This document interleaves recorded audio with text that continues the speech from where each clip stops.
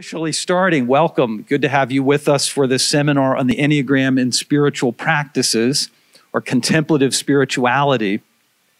I just want to share a bit about the rationale and why we're doing this, because it's actually connected to a larger programmatic initiative relative to adult formation here at Second Presbyterian Church. If you're around here, you know that our focus for the programmatic year is on equipping the saints. And we really believe, as a formation team here at Second, that equipping the saints and that commitment to the way of Jesus calls on us not just to develop ourselves individually as the disciples of Jesus, but also calls on us to be the body of Christ in the world and work at the causes of justice and equity for all people. You know, if you've listened to me, I like to say that Jesus proclaims a kingdom where everyone has enough and no one needs to be afraid. And so equipping is about preparing us for that work. And if you've been tracking the things we've been doing on Sunday mornings, we've had a class on Black maternal health. We're reading books on healing our broken humanity. We've got an asynchronous study, which I encourage you to check out, a book from Drew Hart called Who Will Be a Witness? And all of these things are geared toward that working to be the body of Christ in the world that makes a difference and begins to change our world so that it becomes God's dream for a world where the will of God is done on earth as is in heaven. So that's the action part. But as a number of people have said to me who have been working at this in these different contexts, this is hard. Christian formation and Christian discipleship, following in the way of Jesus, is hard. It's not easy. And so another crucial piece of that is contemplation or spiritual practices. In his farewell discourse to his disciples, Jesus tells them, as he sends them out to do this work, he says, remember this, you are the branches, I'm the vine. Or he says, I am the vine and you are the branches. Apart from me, you can't do anything. The work that you do will not bear the kind of fruit that it's intended to bear. And I think we sometimes forget that, and we disconnect action and contemplation. So this seminar is the beginning of a programmatic turn. We're not going to leave the other things behind, but we're going to focus on the contemplative side of this Christian formation or discipleship, this contemplative side of being equipped to be the people God's called us to be. So we've got this seminar on the Enneagram and spiritual practices, and then through Advent, David and I are going to be following this up by producing 4 videos focused on a different spiritual practice that will be designed not just for adults, but for families and younger folks as well, so that this is a lead-in to that. So this is being recorded. So for folks who aren't here, you know, you can be evangelists to tell people about that. And then we will be once a week in Advent, for each week of Advent, focusing on spiritual practices. We're going to do centering prayer. We're going to work on Lectio Divina, the Daily Examen, and Sabbath. But I want you to not miss the connection. We're doing this because we're doing the action piece, and we're doing the action pieces because we're doing these contemplative pieces, because they go together. That's what Christian formation is about.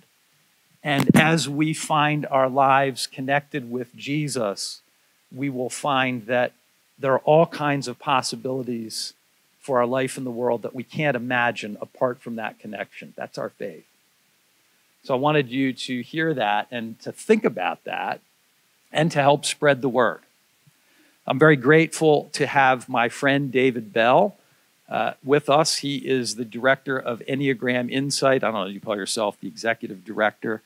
But David and I have a long friendship that started when he was one of my students, a doctoral student. And one of the great things is sometimes you have students that you have a great relationship with, And as things develop, they actually start to teach you. And David has been a teacher for me. There's not anybody I would rather have here for this. He's been here before. I think you're in for a real treat. I am going to head out now, but I'm looking forward to watching the video, and I know you're going to have a great time this morning. So David, welcome.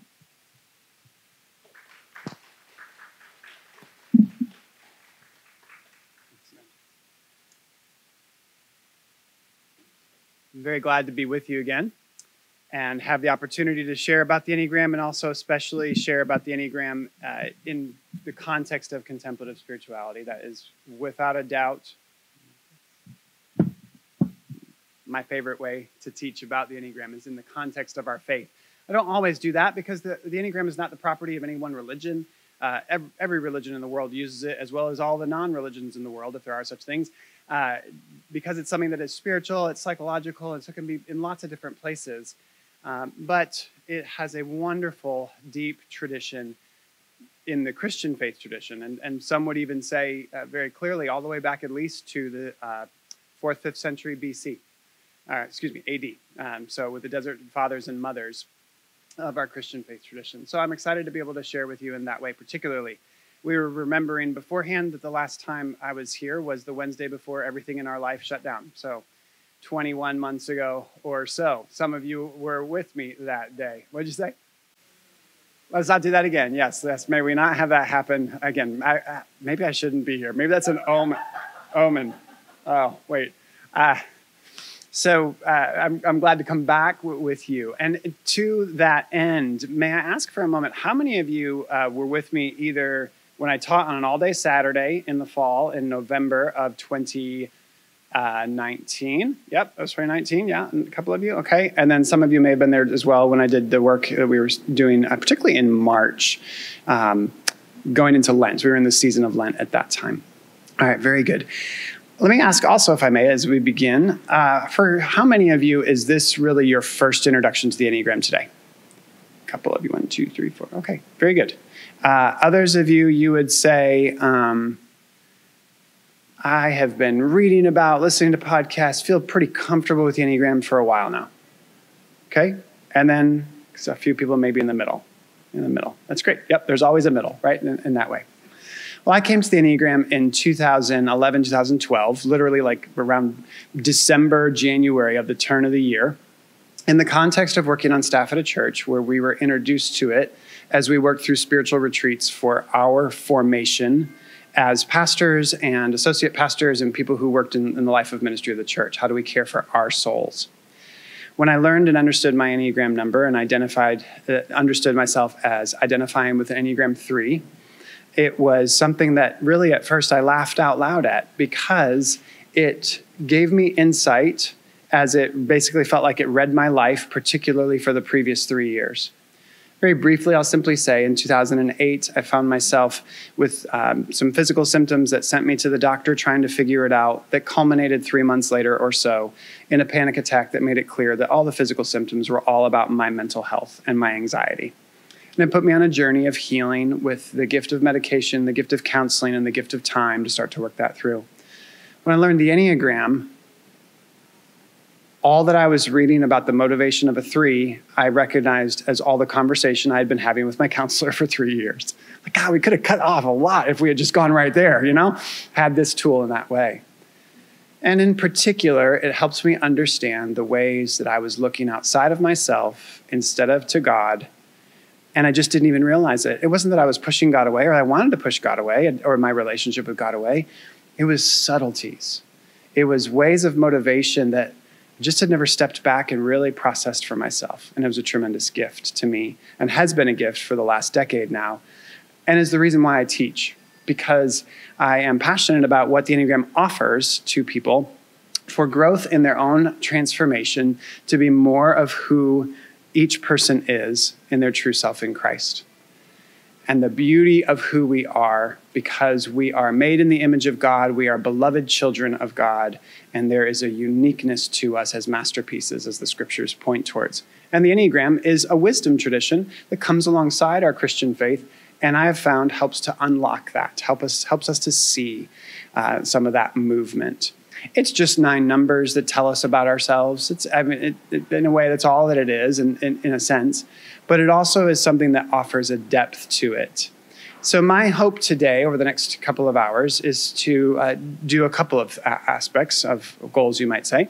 One is, for those of you who are newer to it, to understand it some more so that you might kind of make a decision, you might say, maybe for me, it's just 9 numbers and I don't need to worry too much about it. And that was nice to go to, but I'm not sure I'm ready for that yet. And that's okay if you decide that. I have met with people who have said, I heard about the Enneagram a couple of years ago. I don't want anything to do with it. Now I can't get enough of it. It's like there's a timing thing in our lives sometimes when things come to us.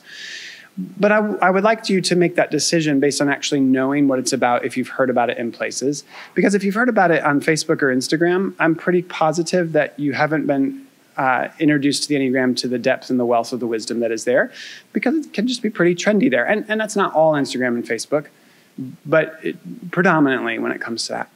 But second, then, I'd like to continue for those of you who maybe have started into it or have been with it for a few years, to continue to deepen your appreciation.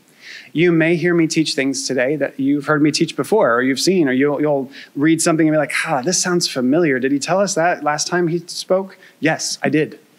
That's okay. I have notes. So my primary training in teaching Enneagram was spending some work with initially and then eventually a year-long cohort situation studying with Suzanne Stabile, author of The Road Back to You, as well as The Path Between Us, and her new book, Journey Toward Wholeness, which is outstanding. Journey Toward Wholeness is on your recommended resource list and is the book, if you know your Enneagram number, I would highly encourage you to buy Journey Toward Wholeness. A lot of what we're talking about today is in that book. And I have notes from learning with Suzanne where I would write something down and then I'd be with her another time and I'd write something down and then I'd be going back through my notes and realize I wrote that down last time. This time I wrote it down again, but I highlighted it, I underlined it, and I bolded it. I couldn't get enough of that thought. It just hit me. We do this with the scriptures, right? We come back to scriptures and we're like, where was this all my life in the scriptures? And we're like, well, it was there the whole time. But the Spirit illumines that to us. Well, the Enneagram's not the scriptures. I'm not saying that. But there are wisdom traditions. There are things that happen in our life that we come back to and realize, I've never really saw that before. Or we read a wonderful book that even is in the fiction realm, and we are touched with a truth that previously we just read as part of the story, but there was something that penetrated into our hearts. It's almost like standing in a river. You never stand in the same river twice because the water's different, and what's underneath your feet has shifted and moved since the last time you were there, even though it's the same river. And so today, as you come, if you've heard me teach, as you have heard me teach in the past or other places, and you hear things familiar, I invite you to continue to take those in, to continue to deepen that understanding and see how the context of where you are today, these truths, these ideas, how they strike you, how they might be different, or how they may be even a little bit light bulb, like, I've heard that before, but I didn't really understand it. I think I get it a little more like that now. So I have given you 2 handouts. One is the Enneagram figure. It looks like this. It is a cheat sheet, you might say, with what the Enneagram figure looks like, with the 9 at the top and the numbers going around. You have a little title here for each number. Don't get attached to that title. If you're someone who loves to help, don't automatically assume you're a 2. Every number can help because help is a behavior, but 2s oftentimes are called the helper. But what's more important is what's underneath in the italics that begins with the word 2, and this is where we'll focus a lot today. What's the motivation of each number? So on this sheet, under the title, you might say, or the name of the number, there's a little phrase that's about the motivation, and there's a word under there. In the case of the 2, it's the word pride, and that's called the Enneagram passion. And I'll talk more about that in a moment, but that's much of where we will be. The bottom box that you see, as well as the triadic sections within the circle, these are aspects that we'll talk about today as well. So in a sense, what you have in your packet is kind of summarized on this one-pager, and a little bit of a cheat sheet. If you want to take the packet, though, that I also have provided for you on page 1, I will follow this along with you now and stick to it pretty linearly. That's not good English. In a linear way. And to go through as best I can and as best as we come. But I want to also say, in a smaller setting like this where we're close to one another, it's very easy for me to answer your questions. And so please don't hesitate to ask me to clarify something or ask a question that you're starting to think about. If I know I'm going to talk about it later, I may simply say, hey, I'm going to hit that later and I'll come back to that. And otherwise, if I feel like it's a question that's a little more individualistic, I might say, hey, let's talk at the next break. But majority of the time I found, if you're thinking a question, somebody else is at least thinking 2/3 of your question. So go ahead and ask it. And there's probably something in there as we go. All right, so let's begin our time together. And again, I'll start on the beginning, page 1. So there you go. We engage the Enneagram today because it offers us an opportunity to experience personal and spiritual transformation. So we are here because in the contemplative tradition of our faith, it's an invitation for us to experience the transformation that can come to us in who we are, that's meant to come to us in who we are. And in particular, transformation toward living from our true self in Christ. The way that the letter to Colossae, the book of Colossians, and where Paul is writing, there's this imagery of your life that is hidden in Christ with God, and Christ who is your life, this oneness we have with God, that we are in union with God and God is in union with us, and it's always true. And so we seek transformation to live towards our true self as we pursue health and wholeness and, when needed, healing in who we are. And the Enneagram provides a system, you might say, of this wisdom of 9 human archetypes. 9 human character types, as it may be.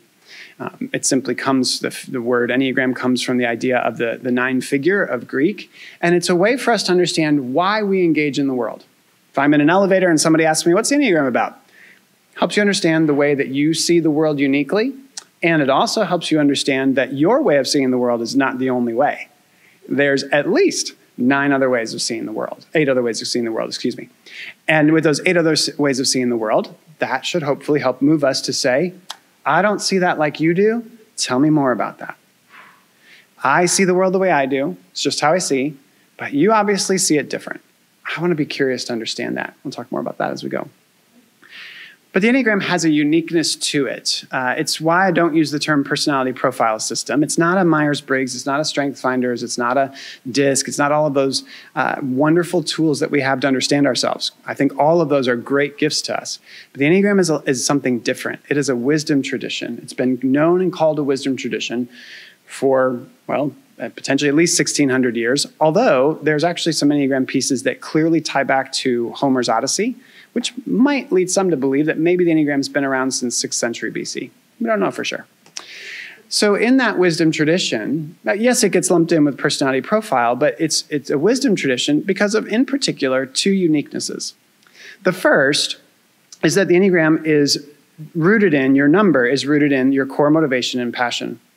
So for those of you who are new to it today, as you hear me teaching and talking about the different numbers, and we're going to go through the 9 numbers today and hope to maybe start to point you towards your Enneagram style. I certainly don't guarantee you in 2.5 hours that you will walk out of here with your number. The Enneagram is not expedient. It's not efficient. It's a journey. It's a process. It's not a solution. It's not quick. It takes self-awareness, and it takes Enneagram awareness of the nuances sometimes that are there. But I think we can at least help you narrow down, and you might even walk away going, I'm maybe not positive, but I'm pretty sure I'm that one, in the way that you might know yourself in that way.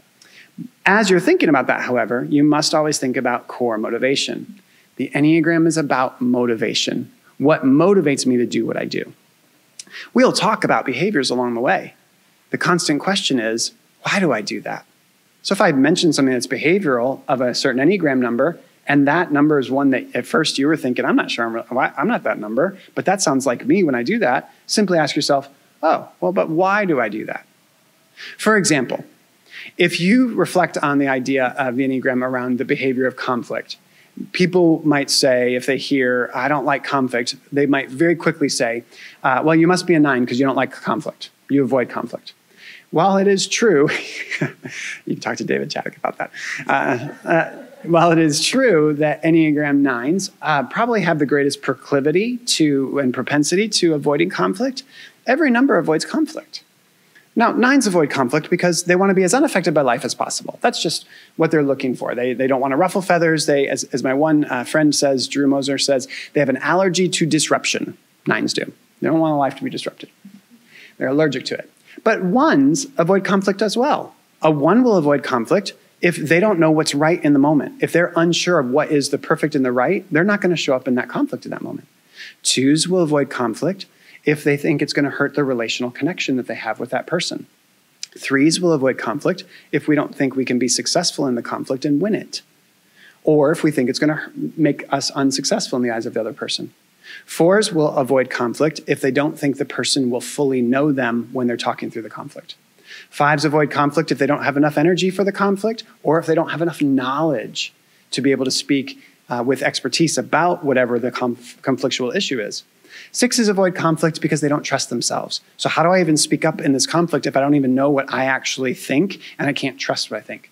7s avoid conflict if it means you won't go out for drinks with them at 5 o'clock at the end of the day, because that takes away the fun, because the conflict will ruin what we were going to do together.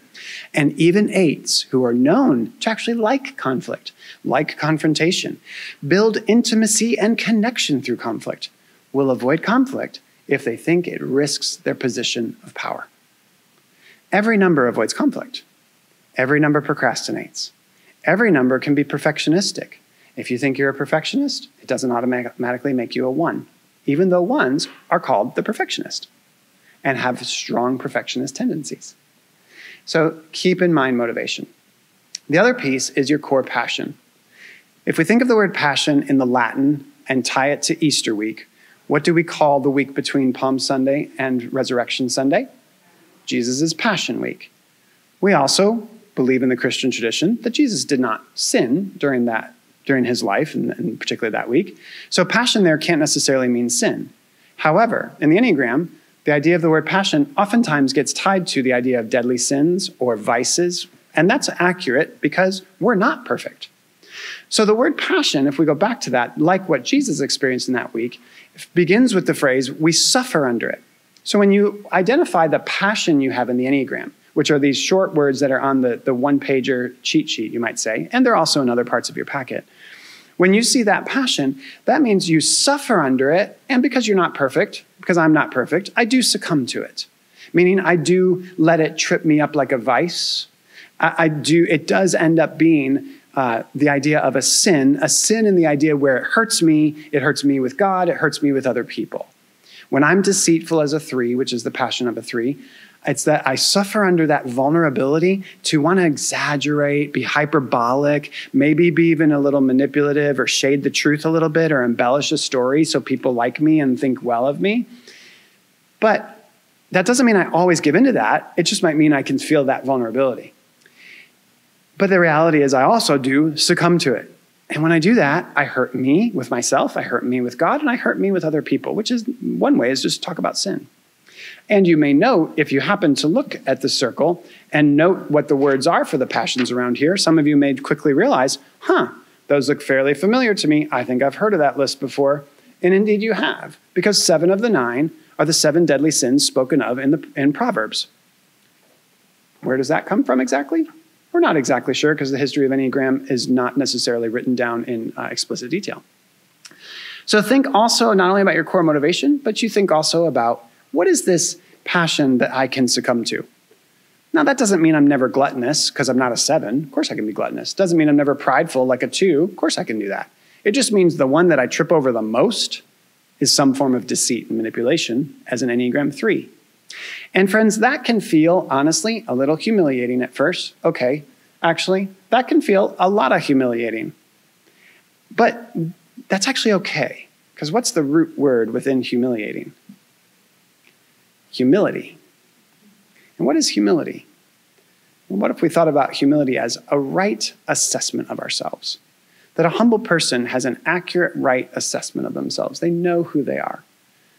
And so when I am humbled, when I am humiliated by the fact that I can be deceitful, then what it does for me is says, yep, there it is. I can do that. I don't want to do that. That brings hurt and pain. God, help me to change that. How can I learn and see that differently? And so I don't do that. But I'm going to be honest with myself. No, I can do that. And that is helpful towards transformation. Instead of saying, I never do that. That usually doesn't go very well in the way that we want to live towards health and who we are. So paying attention to our motivation and our passion, even though it can be challenging to have to face it. The second uniqueness of the Enneagram is that it's on a continuum. And it's a continuum, you might say, of being healthy, living in average, living unhealthy, and living in excess. And in my imaginary whiteboard that I have right here, you will see written in black Sharpie, healthy, average, unhealthy, excess. I'm quite sure that I will do this numerous times with my arm as we go through the day. So that's what I'm referring to in that moment. What is unique and beautiful about the Enneagram in this way is that you're never stuck. So just because I can be deceitful doesn't mean I'm always deceitful. Just because I am driven with a motivation to be productive and efficient so as to be successful, that's not wrong. It's not wrong to be successful. It's not wrong to do things well. It's just, am I doing things well out of a place of health, or am I doing it out of a place of unhealth and excess? When I do it out of a place of excess, I become a workaholic, and I end up in a panic attack and on anxiety medication and in counseling, because that's exactly what happened to me in 2008. I worked my way into that space. Why? Because I was trying to prove myself to the leadership of my church so that they would see me as a young pastor for the success that I thought would give me fulfillment even within the church. As you all likely well know, there is a corporate ladder to climb even within the church. And so as a 3 especially, that played hard for me. That mean all of my work was poorly motivated and wrong and sinful along the way and bad for people? No, not necessarily. But ultimately it hurt me because I let that doing well and being successful drive me in excess to work too much and put myself in a place that was unhealthy. And I suffered for it. My family suffered for it. And I think my ministry suffered for it. I wasn't the best I could be in those moments. Things happened that were good by the grace of God, but it wasn't what I was meant to be and who I am meant to be in my true self. And that's part of our journey to grow in that. And that's part of learning and seeing that. Well, that movement of healthy, average, unhealthy, excess, as I talk about the Enneagram today, we will hear a lot of the conversation around that unhealth piece because it helps us to see ourselves. That humiliating, that humbling that it does for us is how we often find our number. If I teach it all in health, you'll think you're all 9 numbers. And though you have all 9 numbers in you and I have all 9 numbers in me, meaning I have all attributes in me, we're complex human beings, we do have one core motivation. But that continuum of healthy, average, unhealthy, excess, if you look on your sheet there right in the middle, you'll see parallels along the way. When we're living towards health, that means we're living towards our true self. It's our true self in Christ. We're living towards the essence of who we are, the purest place of who we are. The place where when we were born, where we had done nothing right and nothing wrong, we just were. And it leads us towards this idea that we are responsive. So when we're moving towards health in our life, we are being responsive in situations, and we're then living towards our true self in Christ. None of us lives healthy all the time. None of us lives in pure essence of our true self in Christ all the time. But we can live towards it, and we can see it shine through often again and again. When we drop towards unhealth and excess, we drop towards what's called our false self or our adaptive self. It's the self that we use somewhat to protect ourselves, to adapt to what's going on. And in that adaptation, in that false self, we can over-identify with it and think it's who we truly are when there's someone more deeply within that's actually more true. For example, as a 3, when I over-identify with my false self, I believe I am what I do and that people love me for what I do and not for who I am. When I'm moving towards health in my true self, I'm moving more towards the authentic me that says, no, I know I'm loved for who I am, and I live my life out of who I am in authenticity, rather than my false self when I live out of who others want me to be and what they want me to do for them so that they'll love me. An Enneagram 2, moving towards their true self, lives from a place of, yes, I am caring and I am helpful, and this is mine to do, and I am responsible for this, and it's right for me to do it. And when a 2 is in their unhealth and excess, they're still helpful and they're still caring, but they're actually doing it, over-identifying with their help, saying basically, I am nothing unless I'm helpful and kind and caring. But that's not true. An Enneagram 2 is more than without being helpful, kind, and caring. Who they are and the dignity of who they are is enough. In that false self, that adaptive self, we can over-identify. And we've done it for years. And we are seeking to learn with the Enneagram wisdom how to let that go. How to let that go. To live towards our true self. And we particularly do this when we are responsive, not reactive. So the purpose of the Enneagram then, as we learn who we are and we learn our number and we learn our motivation, is not for excuses and blame. It's not for us to excuse and blame excuse ourselves for what we don't want to do or blame others for the way they show up for what they do. It's not, for example, going back to Enneagram 9, saying, well, I'm a 9, and so I'm kind of lazy, so I know you want me to do all that today, but I'm just not going to do it because there you go. Sorry. Or an Enneagram 5 who says, yeah, I know that was hurtful what I said, but I'm just a thinker, and so I'm real objective, and 5s are aloof, and so I'm sorry there's not like this an intimate bond here in this moment, but it's just kind of the way I see the world, so you can just kind of deal with it. Or an 8 who walks in and is very intense and just basically says, deal with me. If you don't like it, leave. We don't use Enneagram for excuses or to blame others. Oh, why do you have to be such a 4 who's always in your feelings and there's so much emotion? We really got to get some things done here. And if you don't hurry up and get your weeping and wallowing done, we're not nothing done today. It's not helpful. Not helpful. So not excuses, not blame. The Enneagram is a gift for curiosity. Gift for curiosity. First, curiosity about yourself. Curiosity to understand yourself so you'll have compassion for yourself. This is just the way I see the world. You can't change the way you see the world. I come from a tradition in the Enneagram that believes you're born with your number. It gives you your lens of how you see the world. It just is. You're not going to change the way you see the world. Now, you can change what you do with how you see the world. But how you see the world is just going to be the way you see it. A 7 is just going to see the world through the lens of fun, adventure, the possibilities and the options, and keeping all those options open. It's just how they see the world.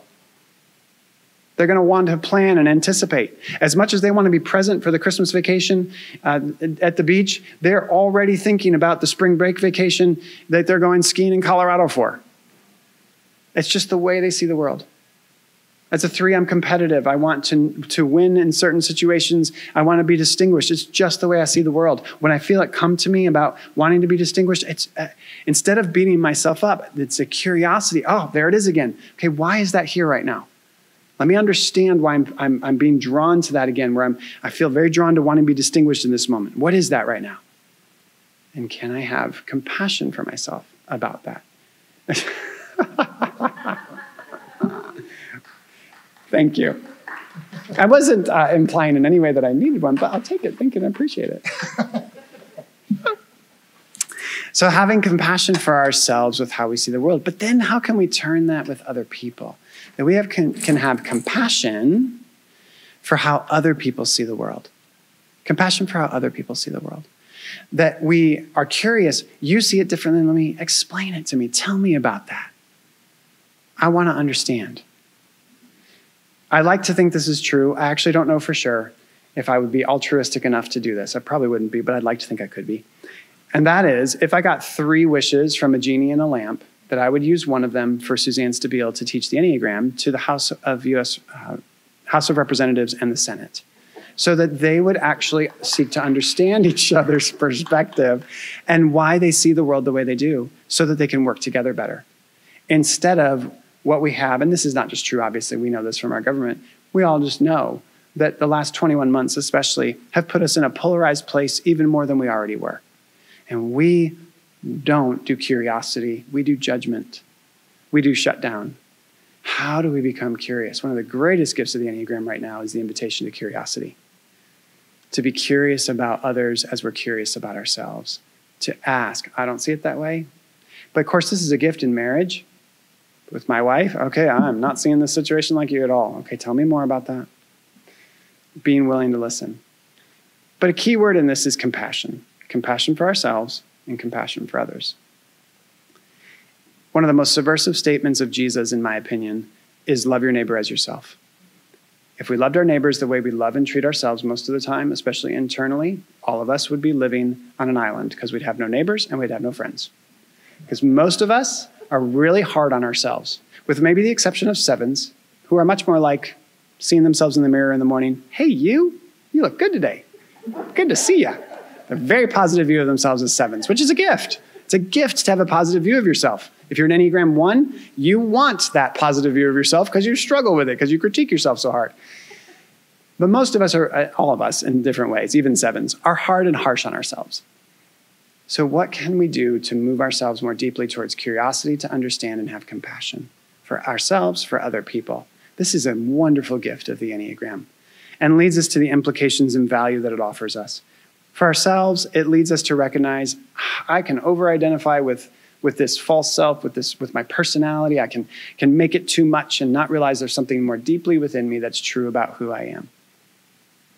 And so the Enneagram is a gift for us in that compassion for ourselves to start to recognize, how can I let go of this adaptive false self and instead move towards health and be who I truly am? But then also it's this gift with others, of course, to say, again, I don't see it like you. Give me others' awareness as well. The Enneagram is for me in self-awareness, but the Enneagram is also for me with you to understand you in other awareness. And so that's why we engage it. But one of the great gifts is to engage it specifically within the Christian contemplative tradition. So let's turn over to page 2 and let's talk about the link there, so we see the connection of the two before we dive more deeply into the Enneagram itself. I appreciate this quote from Joe Stabile, who is, as you might guess, Suzanne's husband, and who entered the priesthood of the Catholic Church at, he entered seminary at 14 years old, spent 26 years in the Catholic Church, initially in seminary, eventually as a priest in the Catholic Church, and then came out from there when he was around 40 years old. He says it was because he had some theological differences. Suzanne says it was because he wanted to marry her. You can take it up with them of which one of them is right. They've been happily married now for over 30 years. But Joe has spent, not only in his time in the Catholic Church, but afterwards his decades with the United Methodist Church. Suzanne focused with the Enneagram, his focus on contemplative spirituality and the practices of, and I've had the privilege of sitting under their teaching in 2 different settings in this way for a year-long cohort. Joe says this: spirituality denotes the very best of the intimate relationship between the humanity and the divine. Spirituality denotes the very best of the intimate relationship between humanity and the divine. Now that's true, as John was saying, that happens with activism, the active ways that we connect with God. But there is a rich tradition of the contemplative tradition of our faith that for some has not been as much of a focus in our lives. And for others, where it's been a focus, it's a deep well. And so contemplative spirituality, with its practices and disciplines, is an invitation to create the space for God to work. As I heard said once, it's like thinking about a cloudy day like today, where the spiritual practices, the spiritual disciplines that we do, they push the clouds back to let the light of the kingdom of God's loving heart shine through into our lives. Where the clouds might represent the systems of this world that want to pressure us into ways of selfishness and consumption and hunkering down to do what's only good for us and not think of others and love others. The kingdom of God and God's vision breaks through when we separate some time out for practices and disciplines that say, let's push the clouds back and let's make sure we are awakening to the union of God with it that we have, where we let go of ourself in ways that we might receive what God has for us. And this movement is what you might describe from ordinary awareness through spiritual awareness to an experience of divine awareness.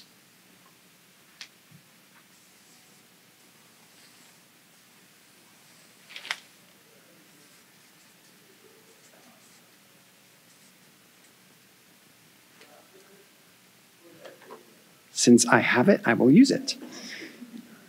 And the idea is that very simply, we have an invitation to move through. And in each of these 3 concentric circles, we can be aware of God, but there is a deepening awareness of God as we move through. So ordinary awareness might be, go with me here, let's pretend it's really beautiful and sunny outside, and it's a crisp, gorgeous fall morning instead of the sleet that I drove through to get here. Maybe some of you did too. I grew up in New York, so I'm kind of done with winter. We got 180 inches of snow a year, so I'm looking forward to one day living south again. All right, so it's a beautiful, gorgeous day. And in ordinary awareness, we look outside and we see a beautiful, gorgeous day. We see the leaves of the trees, the sun is shining on the different colors. They're robust and beautiful in the way they look. And we're just conscious that that's what's happening today. Wow, what a gorgeous fall Saturday morning. I'm so glad that I'm out and about. Spiritual awareness says, what creativity God has with God's colors. What creativity there is that even in dying, the leaves are actually dying, but they create this incredible beauty. Could there actually be beauty in death? Because we also know they come back alive, they rise again. Oh, of course, that's just what is called, by the way, the Paschal mystery, the living, dying, rising that is all throughout the scriptures and the narrative of God. So we kind of move from this ordinary awareness of a beautiful day to a spiritual awareness of just an awareness of God and God's goodness. And then unbeknownst to us is divine awareness, where unbeknownst to us, because that's what divine awareness is, God is even doing more work in us, sharing even more with us, spirit to spirit, as we might even be then reflecting on this beautiful day that God created. Ordinary awareness would be, again, I know that I'm here in this space and this is what I'm doing today. Spiritual awareness might be, I read my Bible earlier today and I was thinking through the scriptures and what they were saying to me, and I was engaging with God in that way. Divine awareness are the spiritual practices like centering prayer, like certain forms of spaces within Lectio Divina, where we, silence and solitude, where in particular we enter into divine awareness where God works on us and it's none of our business what God is doing. It's the union to union of spirit to spirit of God. And I'll talk a little more about this when we do the contemplative centering prayer sit in our video teaching in December with Advent. But I just want to note here that this is the movement that's happening within us. And this ties beautifully to the Enneagram, because in the Enneagram, as we become aware of ourselves, as we become curious to understand ourselves, we'll see some things in ordinary awareness. God, I just work hard. I did a lot today. Yeah, I'm doing 2 jobs. Back in 2008, I was doing 2 part-time jobs at the church, which meant neither of them were part-time. And so I was working hard, and I would just, in that ordinary awareness, I'm working hard. Spiritual awareness, I'm working hard, and I'm working hard for God, because it's a church. Oh, I'm working hard for God. Okay, but am I really? Okay, I'm really pushing hard here. What's really happening here? God, is there something more happening here? Right? Like I'm taking the ordinary awareness, and I'm starting to reflect it in a spiritual context. And then I start reflecting on it and what's happening in me. Okay, what's happening in me in my Enneagram number as a 3? This didn't happen in 2008. I didn't know the Enneagram. This happens more today that helps me back through when I start to feel the workaholism start to build, to say, okay, what's going on in me? But then in divine awareness, I sit with God, basically saying, God, I'm open to you. You know that in this season right now, I've felt a lot of stress. I'm starting to feel the anxiety again, and I'm probably pushing too hard with work. I'm aware I'm trying to be successful. I'm trying to think that through. I'm trying to feel that through. But God, I'm open to you, and I just sit with you now. Work on me in the ways that I don't even know I need you to work. And then I just sit there. And that's centering prayer, by the way. And that's where divine awareness comes in. Our life hidden with Christ in God, Christ who is our life. We are always in union with God. We are never not with God. The only time we're not with God is if we think we're not with God, but we're still with God. We just don't think we're with God because we think we're not with God. But we are always with God because we always bear God's image. Never in the scriptures are we taught as image bearers that even with the marking of sin into the world, that we lose that inherent goodness of being marked by the image of God. There's always that connection. Now, we may fall asleep to it. It may be darkened. We are awakened to it more and more. So divine awareness is the space where I sit for that to be awakened more and more. And the Enneagram can help me start to shed light in that. In particular because, if you go to the bottom half of page 2, and we'll finish this and then we'll take a short break. I think one of the great gifts the Enneagram gives us is the ability to see our idolatry. Now, idolatry is it's a big word, it's a heavy word, it's a word that we maybe don't always associate so much with Christianity because we normally associate it with idols, and we don't have idols in the sense of literal figures that we bow down to and such. Idolatry could be said, I think, as the chief sin that God cares about in the scriptures. Like if you were to sum up what sin is for God, especially you read the Old Testament, it's idolatry.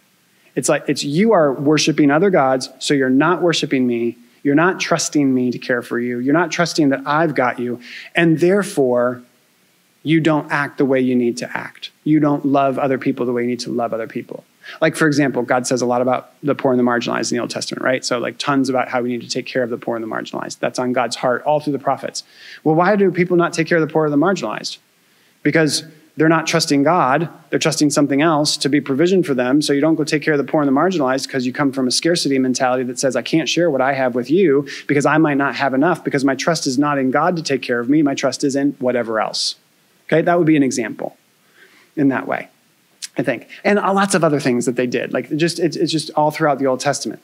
The point here is just to say, there's something about God saying, idolatry is the big deal to me. I'm the one true God. I want you to know that I love you. You love me. Well, you're meant to. I'm your God. You're meant to be my people. Yes, people of Israel, you're meant to be my people, but you're also meant to bless the nations. All nations are to come to me. Of course, we see this Acts as well. Henry Nouwen says this about idolatry. Idolatry is looking for unconditional love where it can't be found. Looking for unconditional love where it can't be found. That's idolatry. When I pair the vision of God's heart about idolatry, that he wants us to give our worship and loyalty to God, with Henry Nouwen's definition, it's very easy for me to make the next step and say, the Enneagram is helping me to see the places I go looking for unconditional love where it can't be found. I look for unconditional love from everybody else, actually, wanting to be successful in their eyes. If I do for you what is successful to you, then you'll love me. And I think that will be unconditional love. That's one way of talking about a 3. And yet, the only place of unconditional love where it can be found is with God. And so I think the gift of the Enneagram is especially to help shed light on the ways that we unintentionally and unconsciously, and consciously, if we're honest with ourselves, but unintentionally and unconsciously especially, move away from God's unconditional love, and we just are not even realizing it. Because we thought we needed to, and God is inviting us back. And so that is another piece of why today we reflect on the contemplative tradition to see what it is that the Enneagram could offer us to understand ourselves in light of our relationship with God, in light of how we engage with God, and what that means for us to be our true self and live from that true self in Christ. I'm going to pause there. Let's take about a 5-minute break. And when we come back together, I'll invite you, if you have any questions or comments or clarity you'd like, to share those before we go to the next section, starting on page 3. So let's take about a 5-minute break or so, and then we'll come back.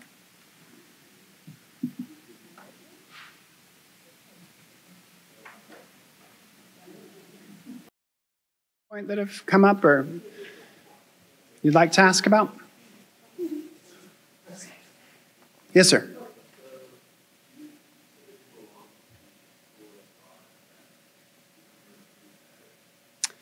Yes, your question, I belong to the school of thought that our numbers are static. Yes, I believe we're born with our number and it does not change through our life. That if somebody changes numbers, it's that they get either more self-awareness or more Enneagram awareness. If that makes sense. I'm not sure if that's where you were going with your question, but.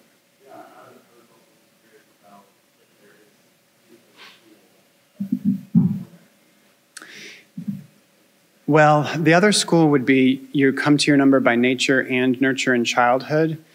I do not know of an Enneagram teacher anywhere. Thank you, Austin. I think about that. I do not know of an Enneagram teacher anywhere who believes your number changes through your life. I heard recently someone tell me they were at a place where someone was talking about it, and they said something about how they believe your number could. They were saying their number had changed. They were this number, and then they were this number. There's not a master Enneagram teacher out there that teaches that. For all the different people that are the master teachers, none of them are saying you change your number as you go through life. Yeah. And part of that is that we're so complex. We have all 9 numbers in us, and we have a wing. We have a number on each side that's of our core. We get some stuff from that. We have a stress number. We get quite a bit from that. We have a secure number. We get quite a bit from that. So it's like there's already this complexity anyway. So switching or changing. Now, behavior can show up differently.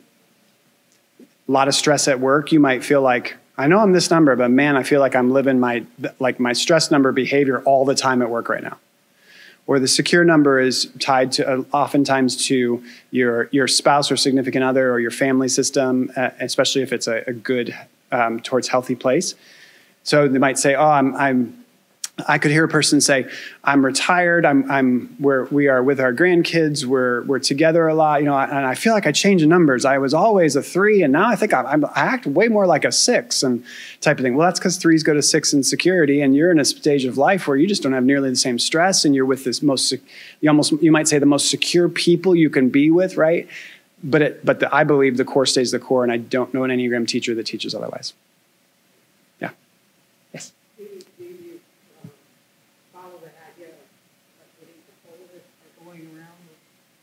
Going around the Enneagram circle, working to the positive sides of the other numbers? I'd have to know a little more about where that teaching comes from. I've only heard a little bit about what you've just said from a certain teacher. I would follow that as you grow in your own number towards health, whenever you do access other numbers in behaviors that just come out because all 9 numbers are in us, you're going to be towards that healthy side. And I would subscribe to that certain numbers in particular are significant towards our movement towards health, particularly our stress number and our secure number in that way. I'd probably have to go a little deeper with you with a couple questions to answer that even more fully, if that makes sense. Anything else at this point? Yes. Give you the microphone here just for a second so the video gets it. I know my number, I think, from before. I've lost all my paperwork, or it's somewhere. I'll send it to you. I'm one of those. If you want, let me know. So what's the best way to figure out what my number is again, or double check it? Are the things that are online, is that a good way, or is it go to another class? I do. Well, we're going to go through some of it right now. So I'm going to go through each of the 9 numbers right now. So that hopefully would be like you're going to hear that number. You're like, oh, yep, that's definitely it. So that's hopeful. I would not do an inventory or test. The majority of the time, the inventories and tests end up leading people to I find they lead to the wrong number. It's not always. There's some people they use a test or inventory and it tests their number. But it just doesn't make sense to use a test or inventory that's going to ask you a lot about behaviors and statements when it's all about motivation. And frankly, if you're having a bad day, you might test one number. And if you're having a really stressful day, you test another number. And so there's a lot of factors that go into that. So I wouldn't do that. If from today you're feeling like, I still want to go back and confirm, reading is the best way, or listening, like going to podcasts and listening to certain numbers, or reading The Road Back to You. The Road Back to You gives you a wonderful primer of each Enneagram number. It's what I use with people when I'm going to work with them. If I want them to do prep work towards finding their number, I guide them with a guided reading of The Road Back to You towards that before they come and work with me, or if I'm teaching in certain settings, type of thing. So I would use the book particularly. But hopefully, next little bit here will bring some help to that. The Road Back to You is what I would recommend. And these books, by the way, are on the last page in your packet under recommended resources. So The Road Back to You is an initial introduction to the Enneagram. It is a fantastic primer to introduce you to your number. And it's really helpful even to just go back to read, for example, to go back and read, for example, as you get into the Enneagram, even to have as a resource where I know my number. Okay, now I'm learning about this whole idea that I have a stress number, that I don't take the motivation of the stress, but I do take those behaviors. Oh, I'm going to go read about that number in The Road Back to You. Those ideas, it's a very helpful book in that way. Just to say, it's a primer. Journey Toward Wholeness, the book I mentioned earlier, when you know your number and you're ready to start to use the Enneagram beyond just, I know my number, but I actually want to start to use the wisdom. Wisdom's meant to be lived, right? So I want to use the Enneagram and its wisdom to know how to make steps towards health in my number and health in who I am, not just in my number, but in who I am. Journey Toward Wholeness is a marvelous resource. And the reality is we have not had resources like it until just recently. There's another book on that recommended resource called The Enneagram Guide to Waking Up by Beatrice Chestnut. I would highly recommend that book as well. Again, another book of how do I take the Enneagram and integrate it in my life to be more whole in who I am, to this movement towards my true self and my health. These are two wonderful new resources. One came out in September, and the other one just came out last week. Suzanne's came out last week. Well, let's take a look at page 3, and we're going to go into what are called the centers of intelligence that are going to be key for us in understanding how to move towards health. We're also going to use these to help those of you who may be seeking to discover your Enneagram number. We'll use this to help us move towards maybe finding your Enneagram number.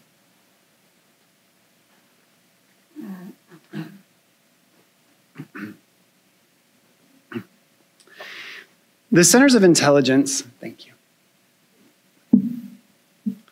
The centers of intelligence are the 3 natural resources that we have as human beings to interpret the world and make sense of the world and move our way forward in the world. Let me do this.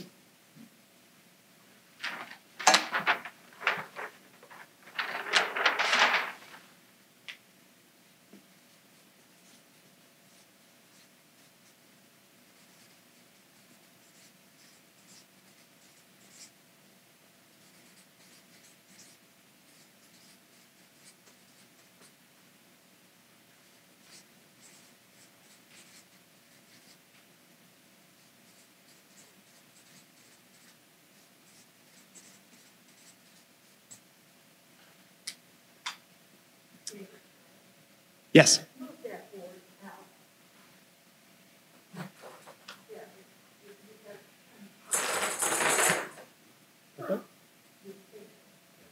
Oh, yes. Thank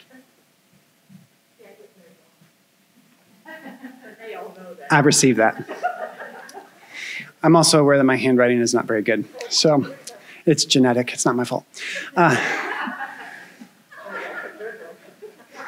You should see my mom's.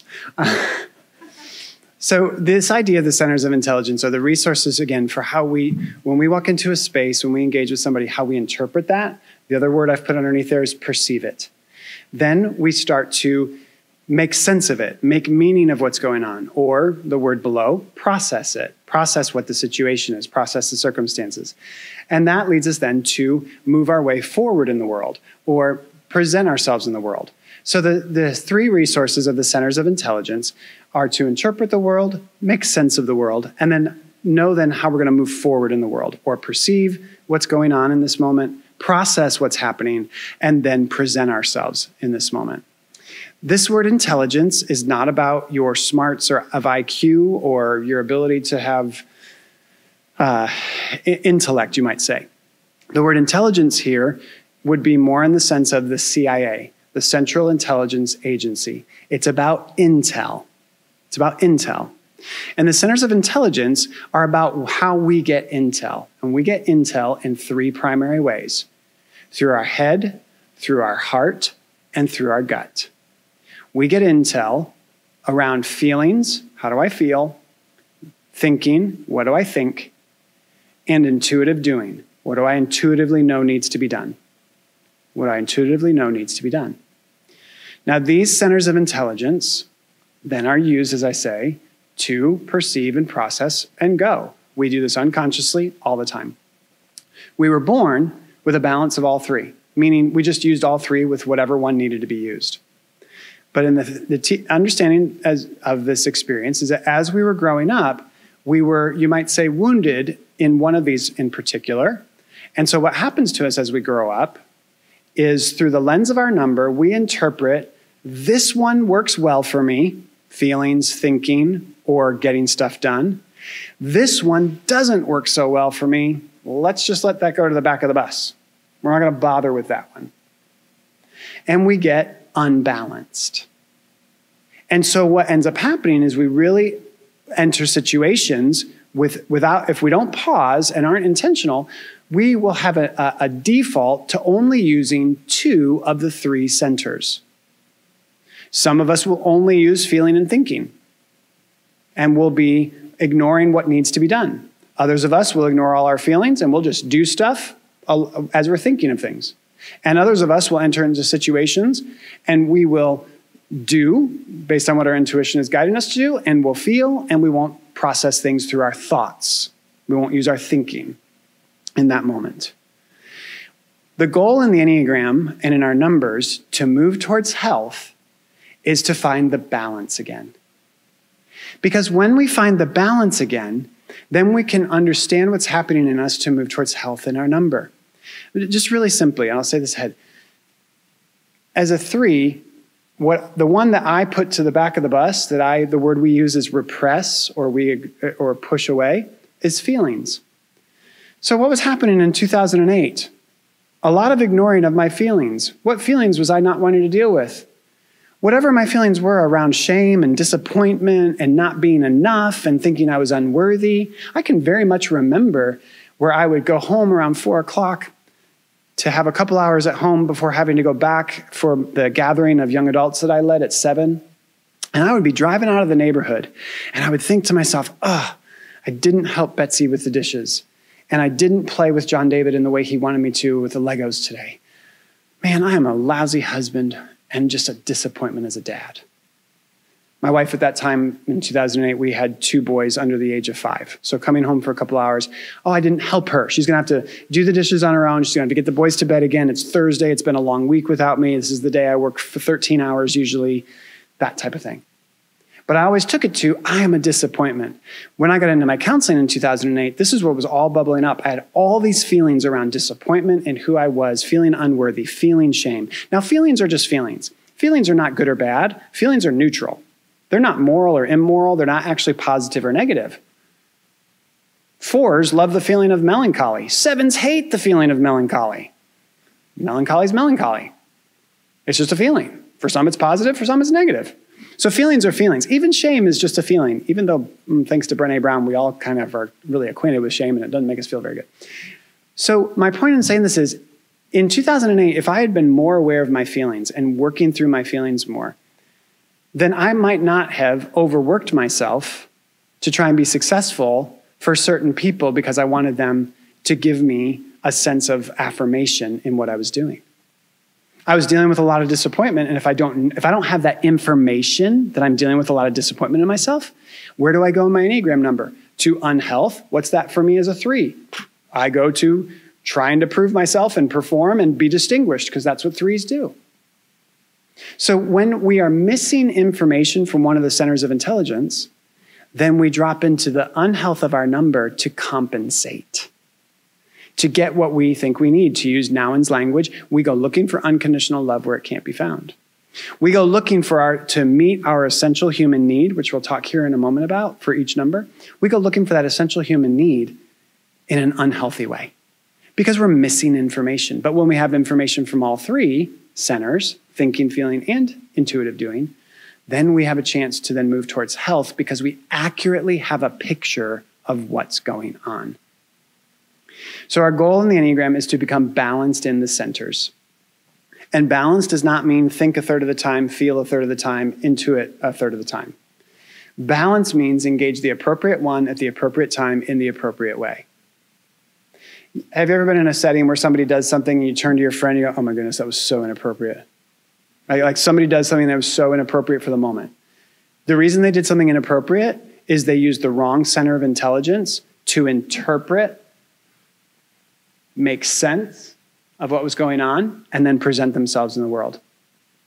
Hypothetically, for example, and I say this gently just because I'm going to talk about a funeral here, or visitation for a moment as an example, but hypothetically, for example, it might be an Enneagram 7 who is walking into the visitation of their best friend from college.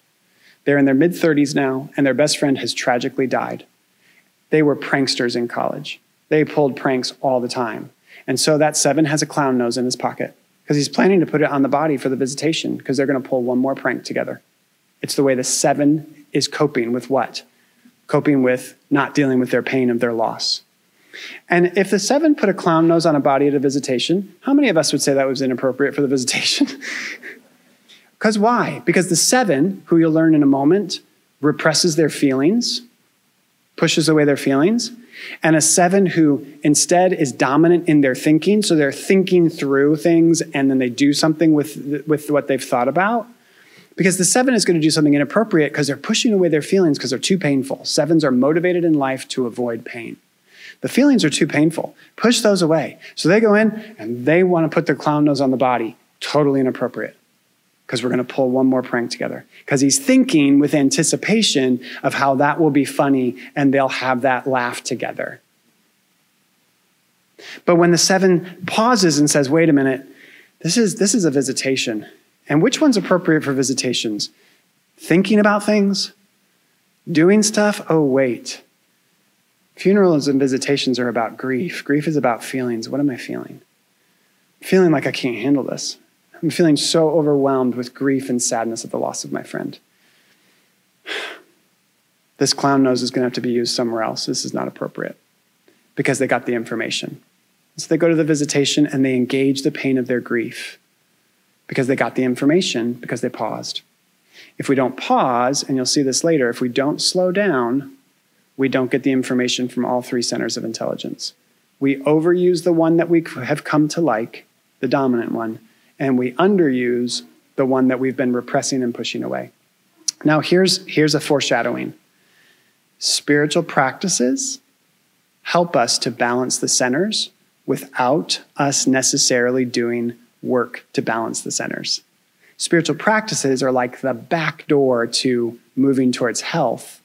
And I'm going to show you towards the end certain spiritual practices for certain Enneagram numbers because those practices help you engage that repressed center, that center that you don't like to use, that's underdeveloped.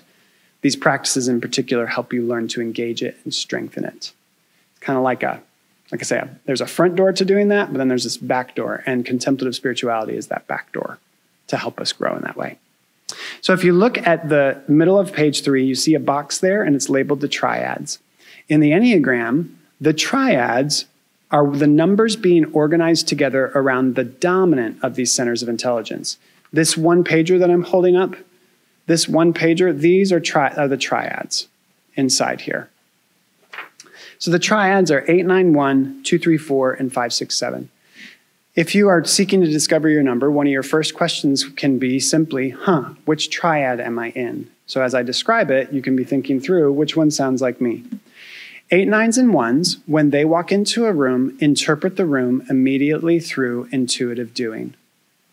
It would be that the 8, 9, and 1 came upstairs, around the corner, or out of the elevator into this space, and intuitively they were just looking around for things that needed to be done. It didn't dawn on me to ask for this, but intuitively, David went and got this for me, something to do. There's just something like, oh, that might be useful to him in what he's wanting to do. I'm going to go get that and do that. Just did it. I don't know how much he thought it through or felt what he felt about it, but that's 8, 9s, and 1s. All they first see through doing. It would be like if they walked up here and they saw chairs like either leaned up or on top of the tables. The 8, 9s, and 1s generally would walk in and start taking the chairs down. There's something to be done here to be ready. Now, the 2, 3s, and 4s, they interpret first. We're over here. 2, 3s, and 4s interpret and perceive with feelings, with the relational dynamics. So 2, 3, or 4 would come around the elevator and look and see people and like, oh, there's my friend. I haven't seen them in so long. Or they might come upstairs and they might look around and say, oh, I wonder if there's going to be, if everybody will be able to sit with who they want to sit with because there's only 6 chairs at every table. Will people be able to be with each other? I hope so. They just interpret through the feeling lens, through the relational lens. They're reflecting on how they feel, how others feel. And then the 5, 6, and 7s are walk upstairs and they just start calculating, oh, well, that's 12 tables with 6 around every table. I don't know how many tables it is. I'm not at 5, 6, or 7. And they figure out the number. They just go with the information, the reason, the logic. That's what they interpret and perceive with first. And that puts you in a triad.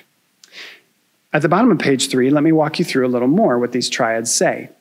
The doing triad of the 8, 9s, and 1s, they interpret, their dominant way of interpreting is to use their intuitive doing to look at the world. Now, this group, 8, 9s, and 1s, are seeking to navigate and fulfill the need for power and control. So each triad not only has a dominant center, but each triad has an essential human need that they're wanting to keep met. It's unconscious, and they have a right to that need. It's a good need. Power and control is a good need to fulfill. Thomas Keating, Father Thomas Keating, who is well known in the contemplative spiritual tradition, calls these essential human needs our program for happiness. We want to keep that need met because it makes us happy. For 8, 9s, and 1s, what makes them happy is power and control, a sense of purpose in life. And when that power and control for them is threatened, or they lose that sense of power and control, lose that need being met, they get angry. And what they do with their anger is they lean towards a compulsion for control then. They try to control it. And in a moment, we're going to go through what each number does in that. But that's what this triad does in summary that you see here. So if this sounds like you, if you're an 8, 9, or 1, then what should resonate with you is, yep, I interpret first and foremost with my intuition, and I love to do stuff all the time. And the first thing is I'm trusting my gut. You should have a sense that you are aware of anger, and that control is something that you like to have. This doesn't mean other numbers don't want to control. Don't hear that, because being controlling is behavioral. But the need for power and control there is what the 8, 9s, and 1s always are trying to keep. And when they start to lose that sense of power and control, they experience that anger, and then they show up in their Enneagram number trying to get that power and control back. 2, 3s, and 4s, they use that feeling, relational dynamic to interpret. They're very social. They also are very acquainted with sadness and grief. 2, 3s, and 4s. Their essential human need is affection and esteem. This doesn't mean 8, 9s, and 1s don't want affection and esteem. It just means 8, 9s, and 1s want power and control more. That's the need they want ultimately fulfilled, whereas 2, 3s, and 4s want affection and esteem. They're looking for it all the time. And when we don't have that need met, or when that affection and esteem gets threatened, we experience shame. This person doesn't love me. That's because I'm not worthy. I'm not valuable. I'm not lovable. And then what we do is we image craft. We craft an image that we then think people will then love us for, trying to get that affection and esteem back in what ends up being a false way, an adaptive way, but they love us for our image, not for who we really are, which means it's lacking. And then 5, 6s, and 7s interpret with thinking, and for them, what they are seeking to then hold as their need is security and stability. How do I have and find security and stability in this world? Keep security and stability. Unconsciously, all the time, they are looking at the world going, security, stability, I got to keep that, I want that, it's got to be here for me. When that gets threatened, they experience fear. And in that fear, then they double down on, I got to get my security back. And they go after that security, each in their own number and in their own motivation. So turn with me to page 4, and let's start walking through these with each number and see if that continues to help you to understand. We'll go back to the 8, 9s, and 1s. 8, 9s, and 1s again, essential human needs, power and control. These are not bad words, by the way, right? We get very tripped up with power and control. People are power hungry, and you're so controlling.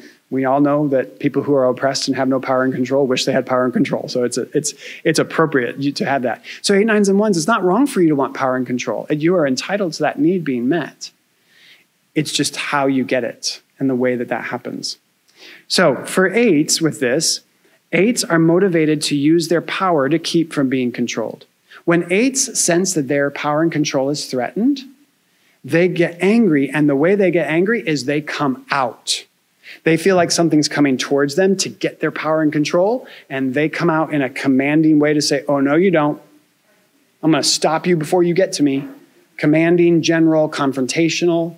Because and here's the key, I'm going to keep this from controlling me. This is why numbers of 8s that I talked to, and also spouses of 8s who I was talking with at the time, struggled so greatly in the pandemic with anxiety when they'd never had anxiety before. They had no way to resist the control the pandemic was having on their life. They were out of, you told me I have to stay home. I can't. You told me that I can't go to work. You locked my door at work. I can't go to, like these types of things. Very difficult for 8s because that's not the way they live life in that way, for many 8s at least. And so they had some anxiety where they hadn't had it previously. That's because they want to make sure they're not being controlled. 8s don't always have to be in control. They just want to know that they're not being controlled. You can be the leader of the meeting, They just want to know they can leave whenever they want. So, they are commanding and intense and confrontational. They desire to be strong and avoid feeling weak and vulnerable. This motivation leads 8s towards their passion or vice of lust. It's a constant pursuit of intense experiences, so we call it lust for intensity, where their power keeps from being controlled. In other words, when they are unhealthy, when they're dropping into unhealth, lust for intensity comes out of trying to have a stimulating experience because they're fighting what's trying to control them. So they stay in control. Through this pursuit, 8s avoid weakness and vulnerability, the two attributes in their mind that, if revealed, allow others to control them. In other words, 8s can't be vulnerable because if I'm vulnerable with you, you might control me. If I show weakness, you might control me. So they fixate. Their mental fixation is on vengeance. As my 1-8 friend says, I wake up and the answer is no. Doesn't matter what you ask me. I'm against. Most 8s resonate with that. There's some 8s have told me, I don't know if that's really me. I'm like, I think it probably is. Just think about it a little more. But they're just against. It's okay. And what are they against? I think you're coming to get me. I got to protect myself. They have this passion, as we said, for lust for intensity, and their desire is to protect themselves because what they fear is being controlled or violated or harmed. And so they avoid the weakness. So 8s want protection. They actually want people to protect them. They actually want to be able to be vulnerable. They learned in childhood that the way they perceived their childhood through their 8 lens, unbeknownst to them, is that they were being betrayed. So they lost their sense of innocence, and so they said, if I can't be protected, I'm going to control. So they want protection, but they settle for control in this way. So if they're like the general, they're commanding, they're going to fight out against anger, we're going to kind of flip the script and go to the 9s. 8s who have all this energy to do that, more energy than any number on the Enneagram, right next to them are the 9s who have the least amount of energy of any number on the Enneagram. So 9s are motivated to stay connected so as to be as unaffected by life as possible. Because when you're as unaffected by life as possible, what are you doing? Controlling life. When a 9 says, it doesn't matter, what are they doing?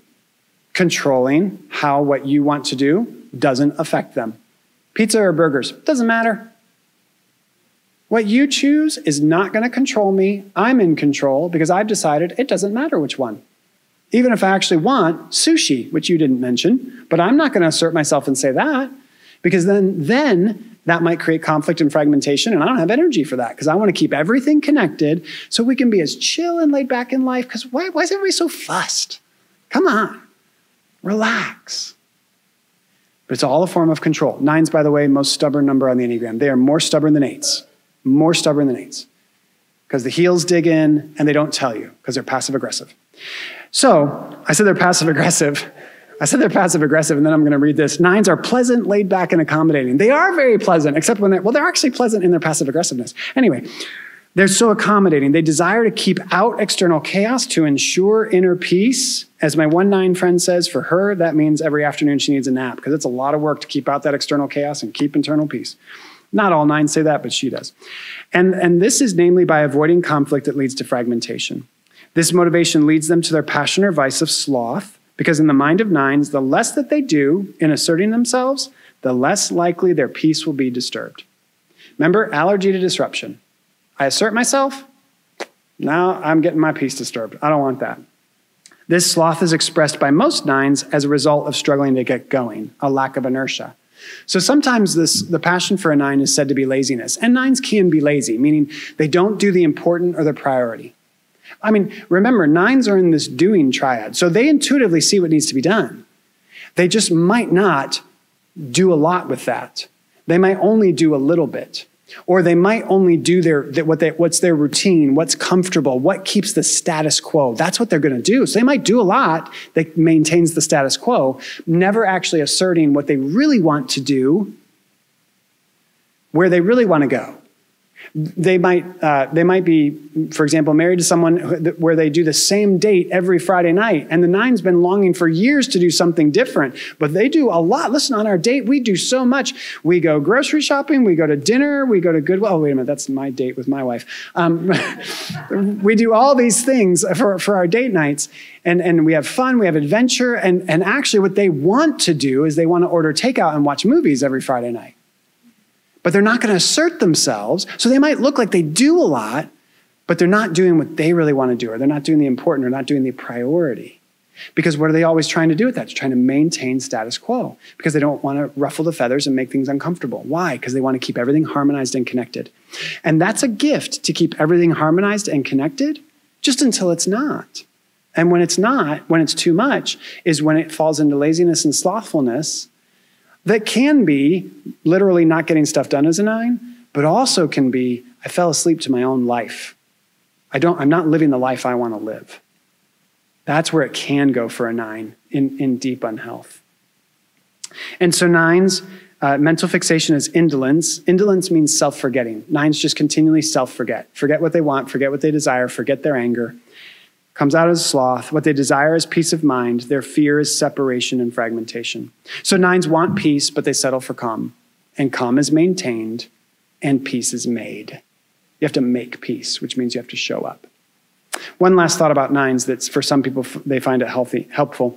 9's, with the self-forgetting of their anger, part of that is because for most 9's, somewhere in their life, their anger has scared them. And it's been like the Hulk coming out. So if you're familiar with the Hulk figure from either back in the TV show days or in the Marvel movies, as I had one person say in a workshop as a 9, I do feel like the Hulk. I'm trying to keep out the external chaos and keep my inner peace, because I know the anger's in me. I don't like to think about it. I forget it a lot of times. I stuff it down, but I know it's in me, and I don't want the rage to come out, but it can come out. And it's a really, really good picture of what most 9's experience about themselves, of why they want to keep this out. Now, it may not always be Hulk rage, but that anger really can bother 9's, and when they get aware of it. It's all around control. 1's are motivated to make things right. They're ethical, dedicated, and reliable, and they desire to live the right way. They want to improve the world. They want to avoid fault and blame. 1's are angry as well, but whereas 8's are particularly angry at the external world, 9's are trying to forget their anger. 1's are angry at their internal world. They're what they call inappropriate impulses and instincts and ideas and thoughts, and they want to stuff them down. They have to be appropriate. They have to be right in this world. This motivation for 1's most often is turned towards themselves to be perfect or at least right. They are therefore vulnerable to first turn their judgmental anger and resentment towards themselves. I'm not good. I shouldn't make mistakes. But then subsequently, they turn that judgment and anger and resentment towards others. So 1's have tons of judgment towards themselves, but it leaks out where others feel their judgment. And then eventually it just comes out where they will just say, well, that's wrong. Well, it shouldn't be that way. 1's trust their intuition because they're in this triad where they do a lot and they trust their intuition to do it. To see what's right, to know what's right and correct. But that correction is first and foremost for themselves. Their mental fixation is a resentment. It's a resentment that the world is wrong. A resentment that there are things wrong in the world. They're angry about that. And they're angry that they've not avoided the mistakes that have made things wrong. And then they're angry that they didn't fix that in you before you made the mistake. I should have got to you first. 1's invariably, even if they're telling you, you shouldn't have done that, internally they're going, and you wouldn't have done that if I just would have. So they're always a blame back to themselves. They have an inner critic that is berating and blaming 24/7, shooting and oughting them with all the guilt of what they should have done differently. You should have done this. You should have done that. Why did you do that? You ought to do that. Go back there and talk. You shouldn't have said that to that person. Go back in there and tell that person something different. Why are you stopping working right now? You have another hour of work at least that you should be doing right now. Where do you think you get off to not do that next task that's right in front of you here? Why should you let that person? Don't let that person do that. You should be doing that. That's not very kind to let that person do that. 24/7 berating and blaming. That's what 1's deal with. And they want to be good. Their desire is to be good. Their desire is for serenity. They fear being bad. So what happens to 1's is they want serenity for being good, but they settle for order. They want serenity, but they settle for order. They want to be good, and so they're pantry in their kitchen is immaculate. It's alphabetized. All the cans are parallel to each other with the labels facing outward. Or when the world's going to hell in a handbasket for them, they go clean their bathroom. I can make this clean. I can't control something else, but I can control how clean my bathroom is. I can control how clean my house is.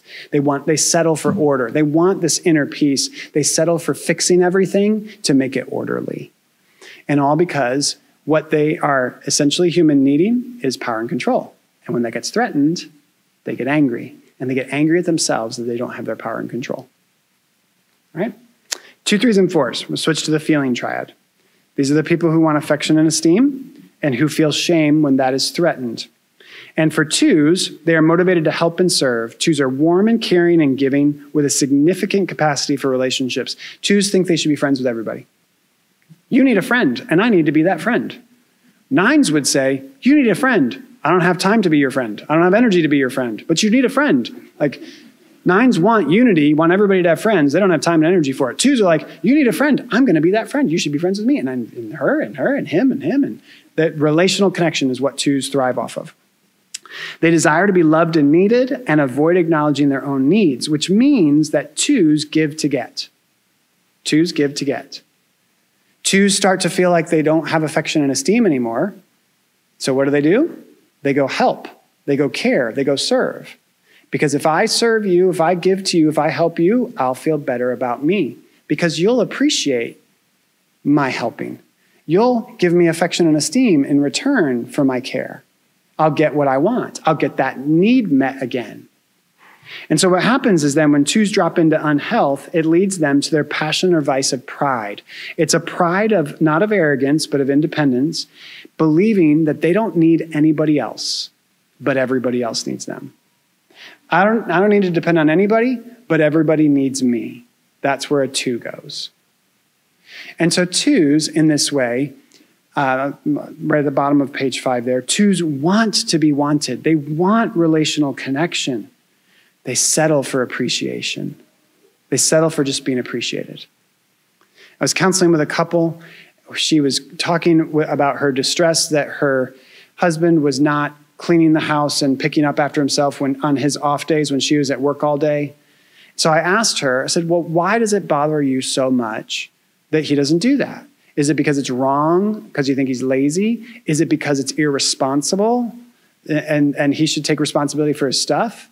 Is it because, and I gave one more, and she just said, well, the issue really is this, like, I'm fine to come home and clean all his stuff up and still make dinner and do everything else. It's just, he doesn't give me any appreciation for it. Oh, that's what a 2 says. I'll still do it all. I just want a little appreciation. What I really want is I want you to want me and be relationally connected to me. I gave up my Saturday to help you move. 13 hours.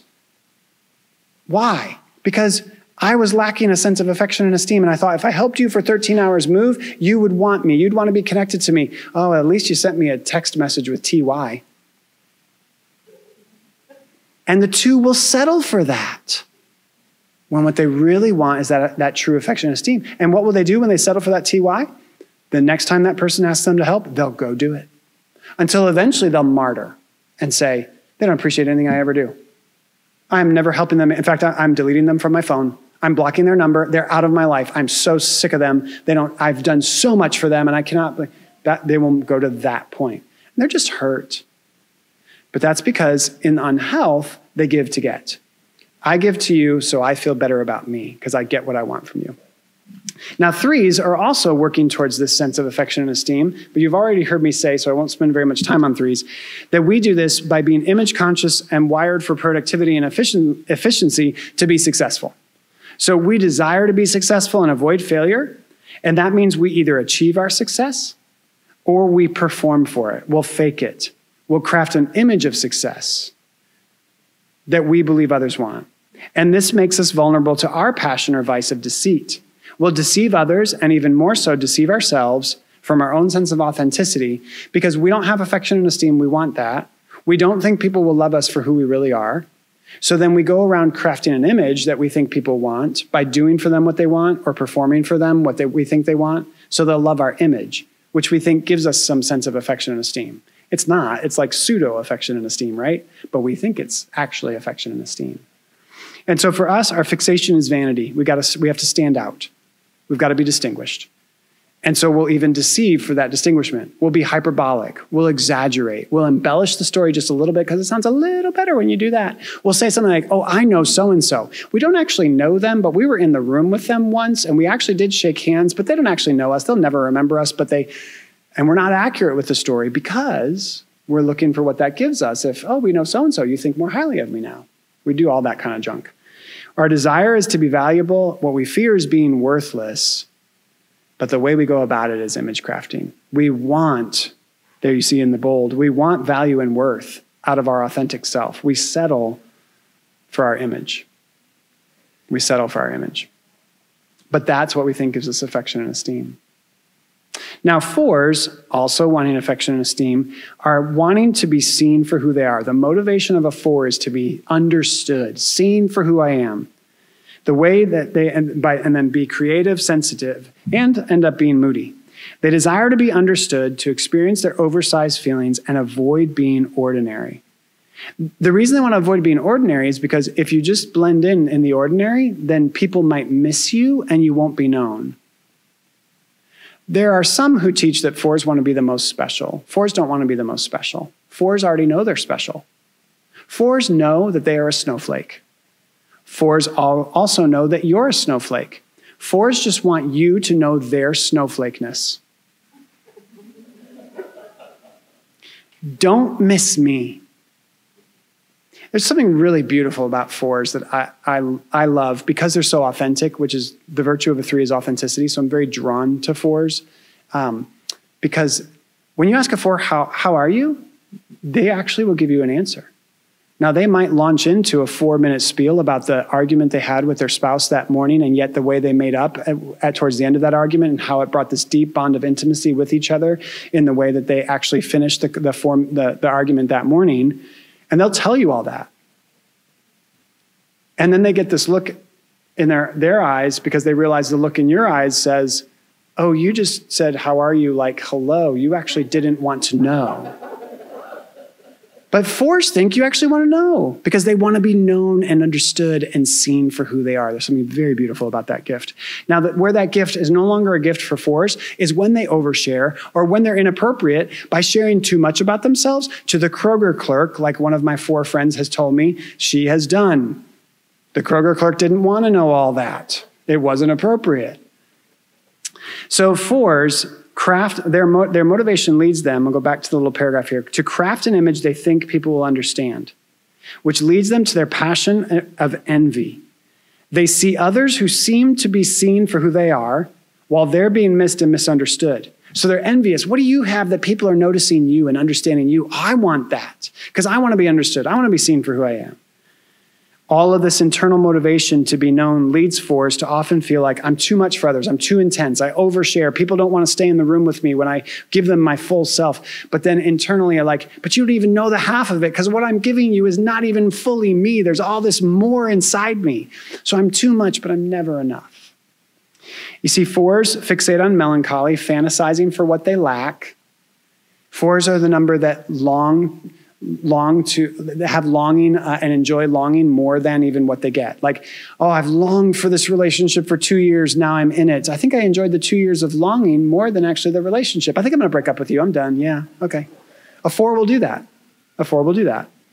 Their passion of envy, again, is for that, how they're being seen. They want to be themselves. They fear not having an identity that's known. And so look at this first bold statement. 4s want to be fully known, but they settle for being noticed. This is why they get this moniker that they want to be special. Oh, you just dyed your hair pink and purple and green all at the same time because you just want people to notice you because you just want to be special. And for a 4, that's really hurtful because they're like, I am not surfacey enough to just be known for my dyed hair. That's an insult to a 4. But what the 4 might say is, yeah, you're right. I did do it to get noticed so that people will actually then come and talk to me so they can start to really get to know me what's on the inside. 4s will do that. They want to be known. They'll settle for doing something to just get noticed, trying to get the affection and esteem of, you know me. They feel their feelings very deeply. All right, 5, 6s, and 7s, thinking triad. We're shifting now to the group that is security and stability. I've got to keep my sense of belonging. I've got to know my place. I've got to have a sense of security. And when I don't have that, or when it's threatened, I go to fear. And my fear is that the environment and the people in my environment won't support me. And so I've got to find security to resolve my fear. Now, how do 5s do that? Well, 5s are motivated to take care of themselves independently. They are analytical, detached, and extremely private. 5s are going to take care of themselves independently, in particular, by gaining knowledge, so they desire to gain knowledge, conserve their energy, and avoid relying on others. This motivation leads them toward their passion or vice of greed. It's the word avarice. It's the hoarding of a 5. As they become greedy for information as the means to find security from their fears. So think of it this way. The 5 is going along in life and something threatens their security and stability, so they experience fear. So what do they go after? Knowledge. Observation, investigation, give me knowledge to do what? To take care of myself independently. And they're greedy then for their privacy and their independence because they only have so much energy and so many resources to give. 5s live from a scarcity mentality. So their fixation is stinginess. They're stingy with what they have because if I give it to you, I might not have it for me when I need it, when that fear becomes a reality. That can be true about knowledge. It can be true about time. It can be true about energy. The passion then is that greed and hoarding, but the greed and hoarding is not just knowledge and information. What they hoard the most is their privacy and independence. And friends, it goes back to the statement above as their motivation. They're motivated to take care of themselves independently because through the lens of a 5 as a child, they took in the message, my needs are a problem, I can't rely on anybody else. So they have spent their life believing, real or perceived in the family they grew up in could have been amazing at meeting their needs, and they still somehow perceived it differently. That's just a part of adolescent childhood development. You talk to David about that. I'm not a psychologist. There's that difference of the way we develop, right? So a broken perception. So 5s end up saying, I've got to take care of me. I've got to take care of me. My needs are a problem for others. So therefore, I've got to have knowledge, time, resources, energy, and I've got to hoard it and hold on to it and keep it for me because I'm going to need it to take care of it, take care of myself. If I give it to you, there won't be enough. Again, scarcity mentality. And so what happens for 5s is they want to be competent, meaning they want to take their knowledge, their time, their resources, and they want to do something with it and be competent with it, but they settle for more knowledge. You'll see in a moment 5s are doing repressed, meaning they do all this thinking, but they struggle to take action on all the things they think of because they fear being incompetent. They fear that if I do this, I won't have enough for me, and then I'll be incapable and incompetent. 5s are not scaredy cats. They are afraid of the unknown because the unknown can make them incompetent because they're afraid of being incompetent. 6s, meanwhile, are motivated to find security by doing their duty. The simplest way to say the motivation of a 6 is the 6 is motivated for security. They're in the fear triad, and their passion is fear. They are in the triad that is preoccupied with security, and their motivation is be secure. So that's how they live life, and especially by being responsible, by doing their duty. They're likable, committed, and responsible. Full disclosure, I'm married to a 6, and she's amazing. She is. She's this loyal rock that is just so stable and strong in our life because she spends all this time planning for what could go wrong. So when it happens, she's the rock. When I transitioned from my church position in January of 2018, I'll simply say, it was part of a reorganization at the church, and it was very unexpected, and it was very unexpected with the job that they offered me to do over in England. And if I didn't go to England, I didn't have a job. And so I ended up leaving. But when I told her that, we had known for 2 months that a reorganization was probably coming. And her response was, okay, yeah, I expected that you were going to be one of the people that was going to have to either move to a different job or be let go.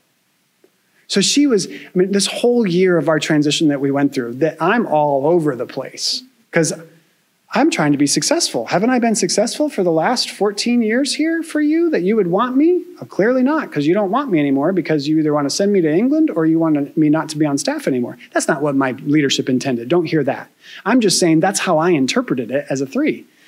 She's just this rock through the whole thing. Because 6s, she'd already planned for me that this could happen. 6s did not buy toilet paper at Costco in March of 2019. 6s bought toilet paper in January. My friend who's a 6 told me flat out, in December when I heard about Wuhan, I took cash out of the bank, I bought some extra food, and I picked up a couple extra supplies that I felt I might need if things really tanked. In December. That's a 6. Other 6s still had their Y2K stash for the pandemic. They were good. So, the worst case scenario thinking, 6s are worst case scenario thinkers, so they plan for what could happen that could go wrong because they struggle to trust their own thinking. And they desire to manage their fear by finding security, and they find this especially through authorities. The reason 6s don't trust their own thinking is they don't trust their internal sense of authority. So they start looking to other authorities to trust, to know what to do, to know how to get security. This motivation leads 6s to their fear, their passion or vice of fear and anxiety. Worry would be another word you could put in there. Because of their lack of trust in their internal sense of authority. So they search for these other authorities to do their duty.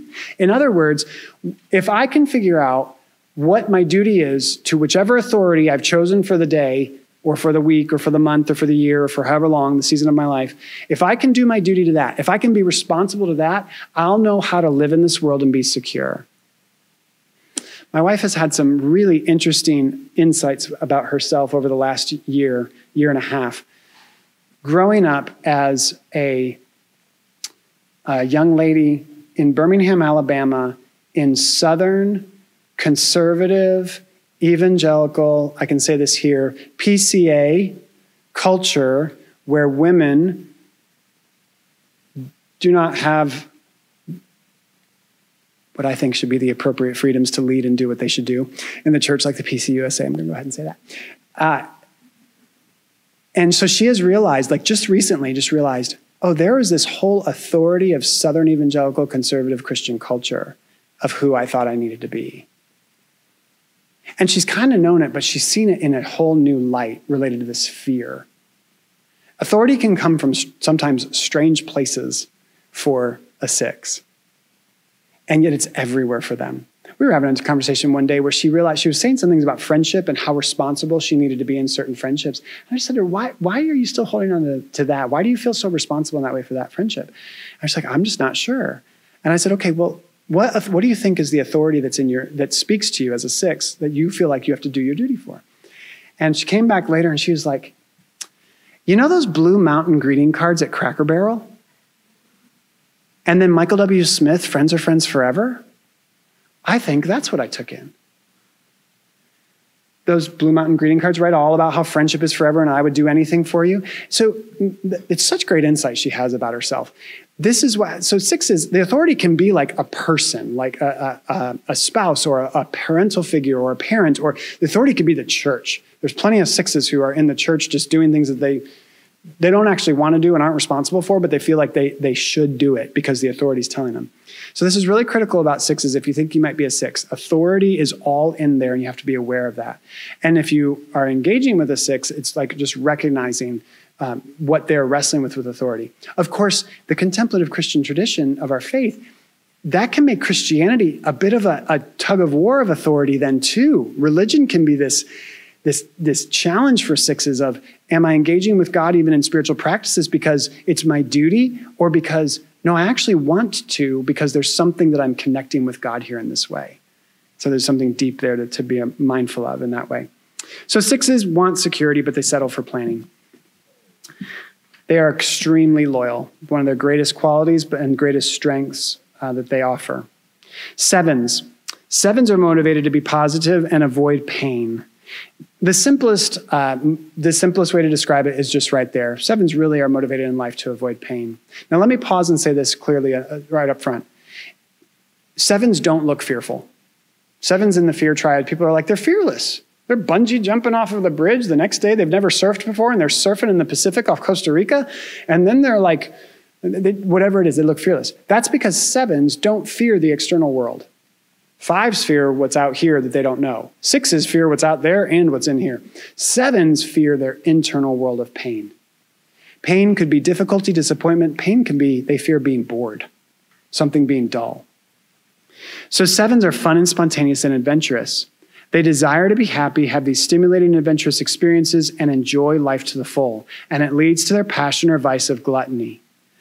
Now, this can just be flat out gluttony for a 7. Like whatever they want to indulge in, like they're the best indulgers. They're the frozen yogurt place. We don't have many more of them left, right? But they're the frozen yogurt place like Huddles that used to be here in Nora. And they have the mountain of the yogurt going over the edge of the cup, and all 38 toppings are being put on top of the frozen. Like they're having it all. It's going to fall all over the floor. That's the 7's life. Enough is never enough. The grass is always greener on the other side for whatever that is.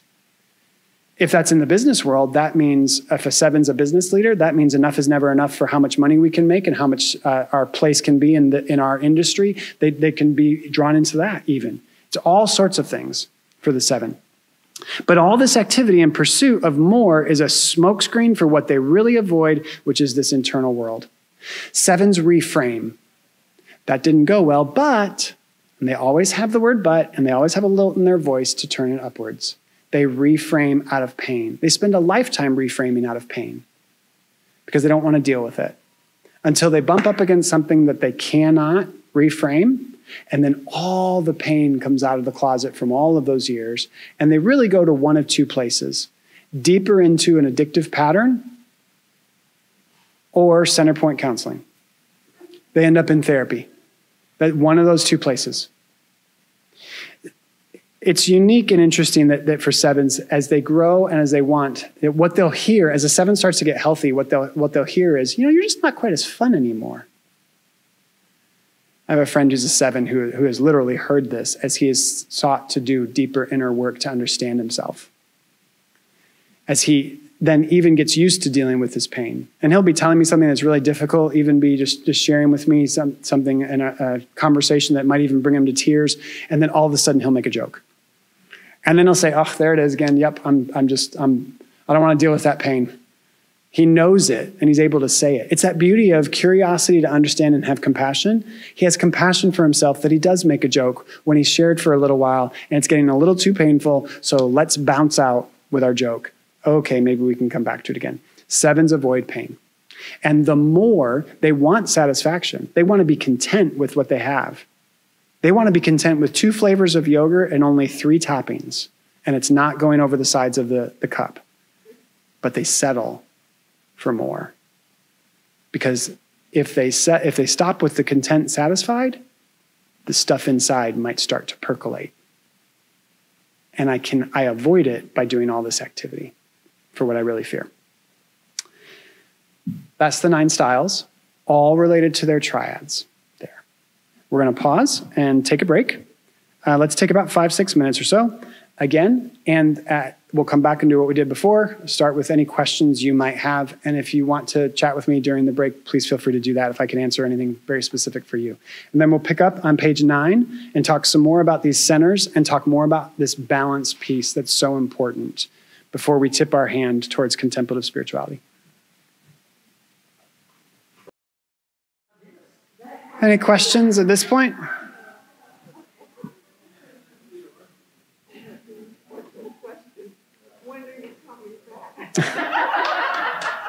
I'll be back on video in a few weeks. Or ask John. As of now, I'm not going to be back during Lent. There's some other things planned for Lent that are going to be really great. For Advent, yes. For Advent. Mm-hmm. Yep. There's some the spiritual practice work that I'm just going to touch on briefly today is in the packet because it's part of what's looking ahead to the Advent videos as follow up. Yeah. David, before you leave, yeah. Because we've had this discussion at the table, would you just tell us some options that you offer, like if we were to get a small group together and really Sure. feel more intensive with you, Yeah. do it independently. Right. Would you share that with you? Yeah. Well, there's Yeah, a couple of things that I can do for that. Yep. And if somehow I forget, which sometimes can happen when I'm overtime, you might need to remind me. All right. No, that's not true. All right, well, let's look at page 9, and let me kind of come to the other side of the coin with the idea of stances. And again, let me reiterate that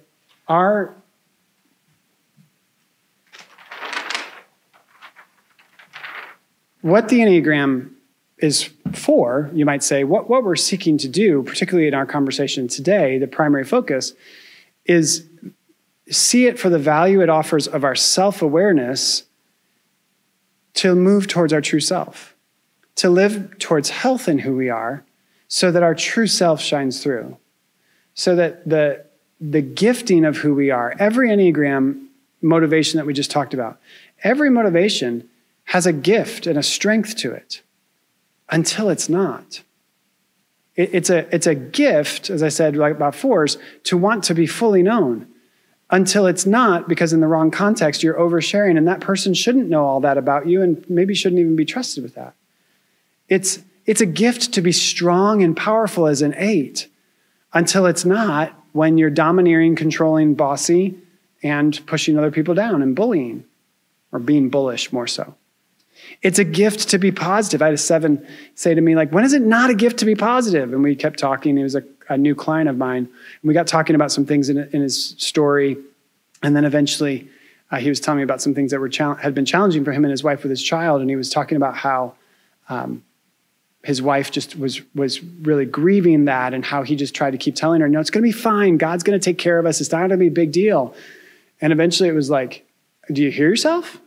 And then he said something like, yeah, my wife, she'll sometimes say to me that, stop truncating my grief. And I was like, that's when positivity is no longer a gift. She can't grieve because you're being too positive. And he's like, oh. Every Enneagram number is a gift, strength, beauty to offer the world. And in our true self, that's what we want to give. Until it's not, and that's where our unhealth comes in. And that unhealth, this way we get to our false self, again, especially happens when we are looking to interpret the world, make sense of the world, and move forward in the world, or said another way, perceive the world, process the world, and present ourselves in the world unbalanced. If we do it unbalanced, we're in unhealth. We're adapting into our false self. When we bring balance back in by engaging all 3 centers, then we move, that turn goes back towards health and thus towards our true self. Because all of us is now showing up. All of us our thoughts are showing up, our feelings are showing up, and our intuitive action is showing up. It's all there in that moment. So if you look on page 9, where the triads, which we just went through and are the center here of this circle, the triads for the numbers you're put into your triad based on your dominant center of intelligence. We are put into what's called a stance by our repressed center of intelligence. So the grouping of 3 changes. 4, 5s, and 9s, if you look in the box and over to the right side column, 4, 5s, and 9s are all doing repressed. This means that 4, 5s, and 9s non-productively do, or they literally push away when their intuition is telling them to do something. Or you might say that the muscle of doing things and trusting their intuition is not as strong as feeling and thinking. 3, 7s, and 8s, if you go over to the right-hand side, are feeling repressed. We push away our feelings. We ignore our feelings. We're indifferent to our feelings.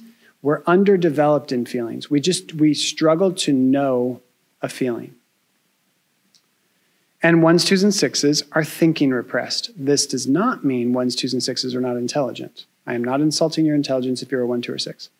This means you are underdeveloped You repress, you push away, using your thinking center to interpret the world, make sense of the world, and present in the world in that way. You don't use it in a productive way. You don't use it for what it's offering you, even if you're intelligent, as you are intelligent with what you do.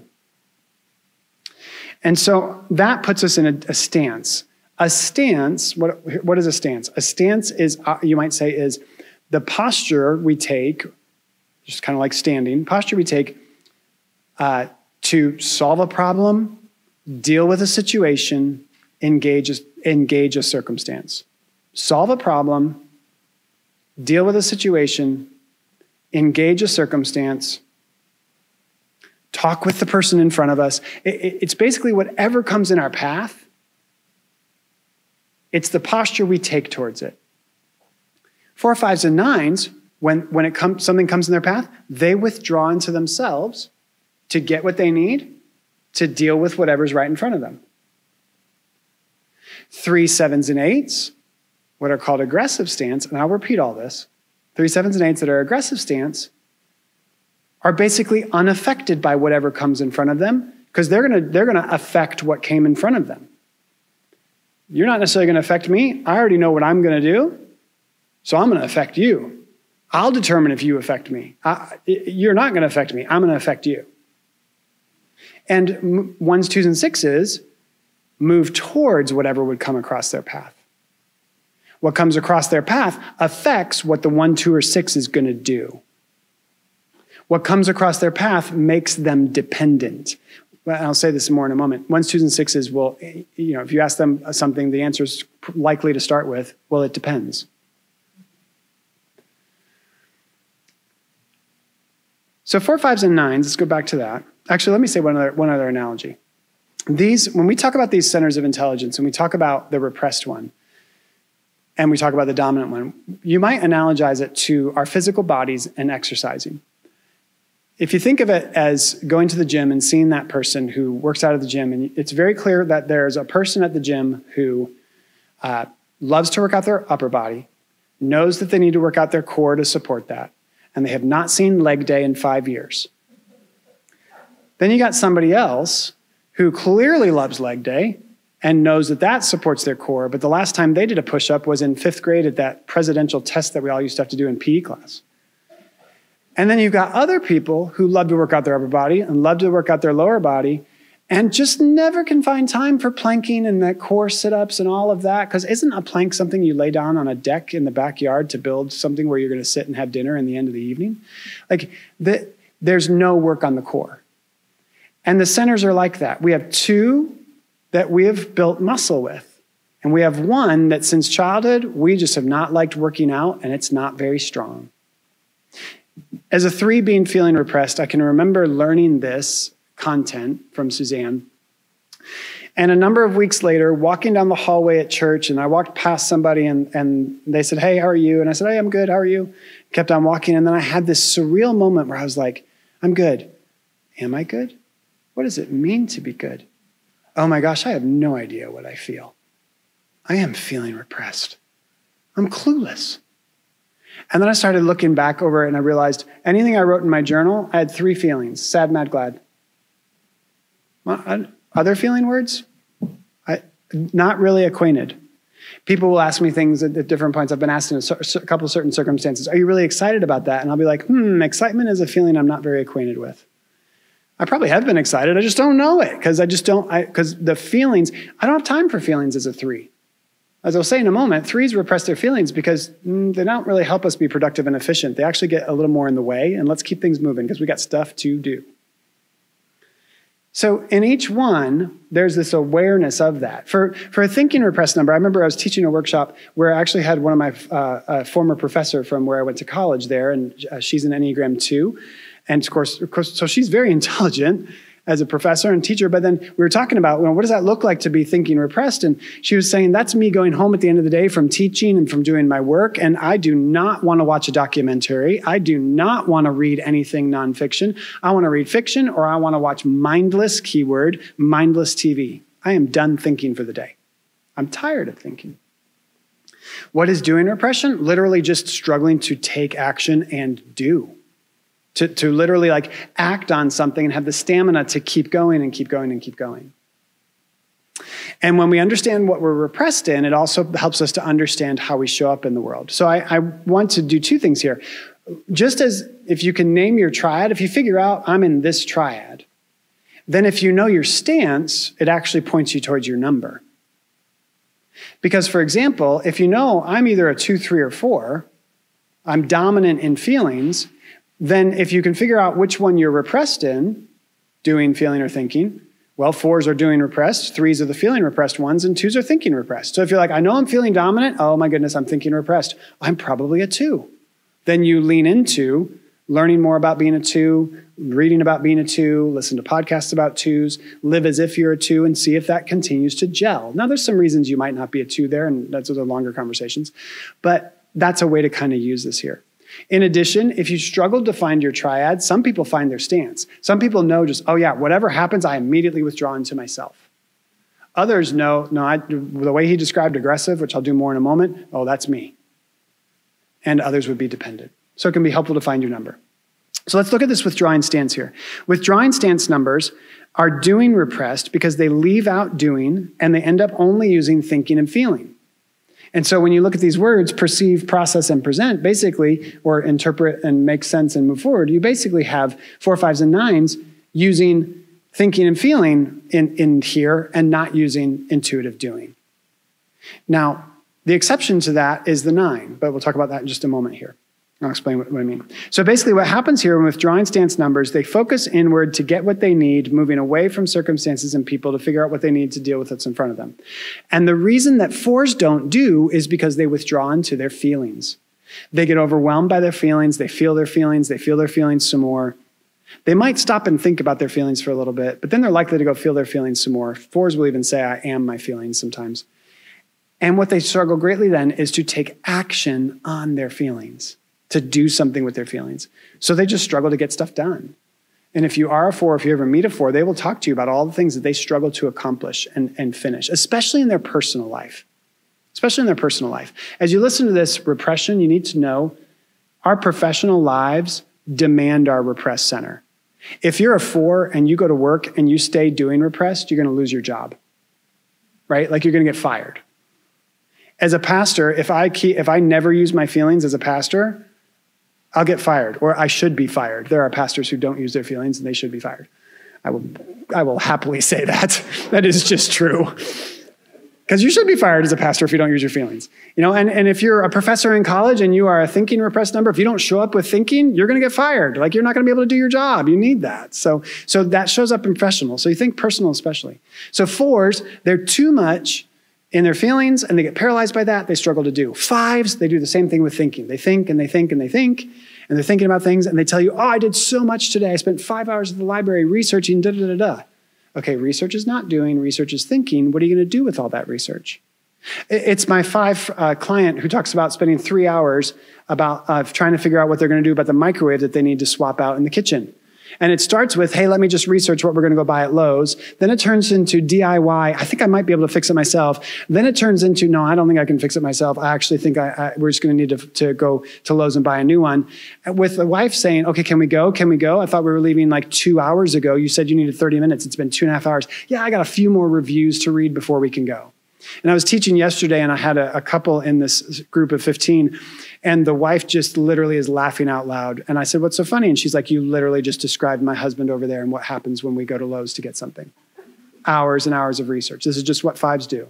So they're doing repressed because they struggle to do what they're thinking. Now 9s are also doing repressed, but here's the catch. If you remember, 9s are also doing preferred. So there are 3 numbers in the Enneagram, 9s and 3s and 6s, who are dominant in the same center of intelligence that they repress. So what does that mean? So I'm going to try and explain that, but I'm going to do it with this board. So I'm going to switch my thumb. What it means is that, which button? Is it muted? There we go. Thank you, Austin. Sorry about that. User error, not production technician error. So what this means is that nines, for example, we'll stick with them, they interpret with intuitive doing. But when they're just going along in life, they don't carry that over to making sense. So let me make something clear. Let me use a different number for a moment. 4s are doing dominant. They support it with their thinking. And when they're moving towards health, they also use their intuition to do stuff. What that does not mean, what sometimes people want to do is, does that mean the 4 interprets through feelings, then processes and makes sense with thinking, and then presents with doing? Like sometimes people want to take the feeling, thinking, and doing, because it's 3s, and put it into the 3 columns. Don't do that. 4s feel their feelings, and then when they go to make sense of the world, they use their feelings and they add thinking to it. And if they're moving towards health, they also add their intuition. And then when they move forward in the world or present themselves in the world, the 4 will present with whatever one is appropriate for the moment. If the moment is a visitation, feelings. If the moment is a lecture in college class, thinking. If the moment is clean the house, they'll present with doing, and they'll clean the house, unless they're unhealthy. And then they'll stay in their feelings and thinking and go watch Netflix and cry and leave the house a mess for 3 months. Okay? So don't put it in the categories. It carries, right? That's important here now. So for 9s, they interpret with intuitive doing. Something needs to be done here.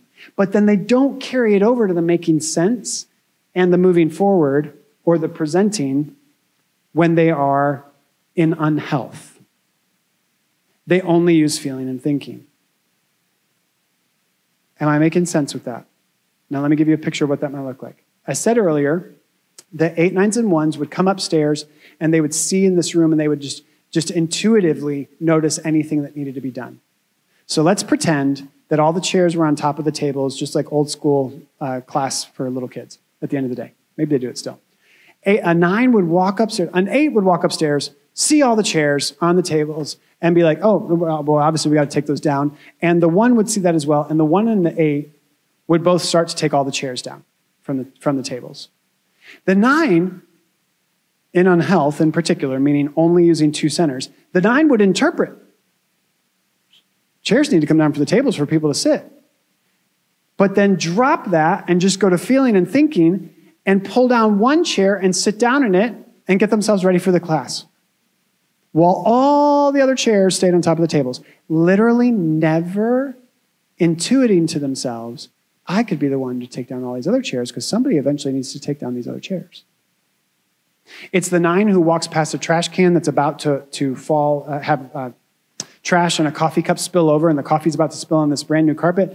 And the 9 walks by and says, man, where was facilities last night? Why did they not take the trash out? That coffee cup is going to totally spill in a moment on that carpet and ruin that brand new carpet, and keep right on walking to their office. It means that 9s see what needs to be done, and then they don't do it. They see what needs to be done, but they literally don't intuit that they could be the one to do it. They only use it to interpret, but then they drop it as they keep going with making sense and moving forward. And that's what it means to be dominant in your center of intelligence that you also repress. So 3s, we do the same with feelings. We use our feelings to interpret initially, but they're not efficient and productive, so we drop them. We just forget it. And so we repress our feelings. We repress reading the room of the relational dynamics. And 6s, they think lots of information, but then they repress their thinking because they don't trust it. So they push it away and they go find thinking from somebody else. So this is where you have the idea that when we are in doing repression and in feeling repression and thinking repression, it's that we repress it, we just shove it down. It's also non-productive. So a 9, for example, is the way they may repress doing is do lots of non-productive doing. They don't do the important. They don't do the priority. They do whatever keeps them in the comfort zone to maintain status quo, to not ruffle the feathers in that way. All right, let's keep going then. So that's the 4, 5s, and 9s, doing repressed. 3, 7s, and 8s are aggressive stance. This means that we are oriented to our own actions. 3, 7s, and 8s, we're going to do what we're going to do. We are going to do what we are going to do. So whatever comes across our path, The only way it's going to affect us is if we let it affect us. It affects us if we let it affect us. We don't need to withdraw into ourselves to go get something. We already know what we're doing. The best way for me to analogize this is a walk that my wife and I were taking in the neighborhood. We came towards that stop sign. There was a car at the stop sign, and I just kept walking. And I was about to turn on the street where the stop sign was. And as I'm about to turn, I look back, and she has stopped and stepped into the grass with our dog a few yards behind me. I'm like, what are you doing? She's like, well, that car is coming, and it can't go around us because there's a car parked in front of that house. I'm like, so? And she's like, well, it could hit us. No, it's not going to hit us. I'm walking. That car will stop because I'm walking, because I'm oriented to what I want to do, and I want to walk, and there's no reason that car should affect me to stop. She's dependent stance.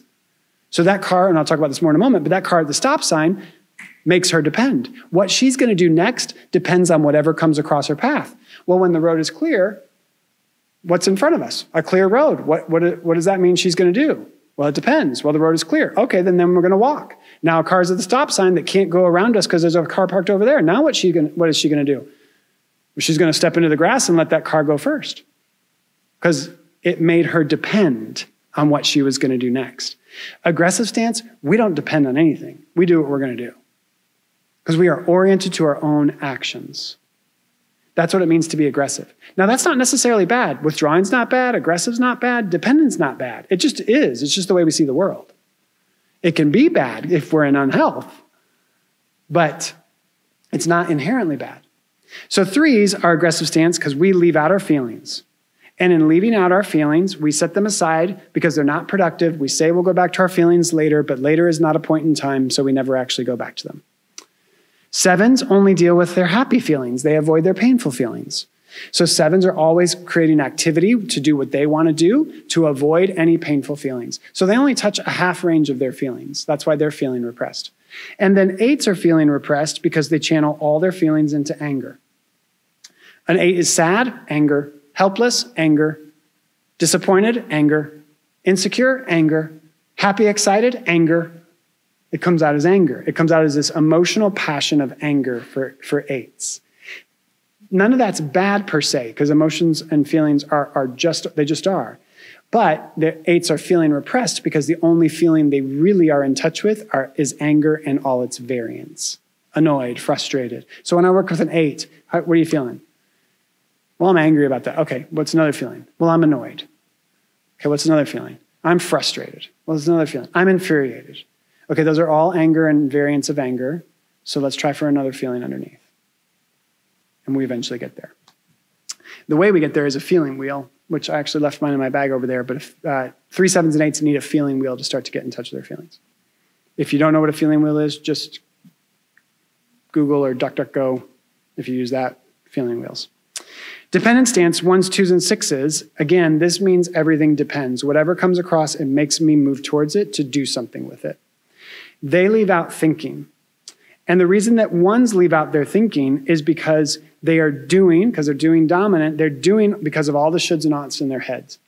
And so I ought to do this, I should do this. And the 1s don't stop and think to ask themselves, do I want to do that? Do I have time to do that? Am I the one that's responsible to do that?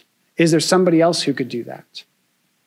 2s repress their thinking because they're defined by the feelings of other people, and it leads them to do for others without thinking if it's theirs to do. Lots of relational shoulds and oughts. So 2s are helping people that they shouldn't be helping because they don't stop to ask, is that mine to do? And then 6s interpret through thinking, as I said, but they don't trust it, so they push it away.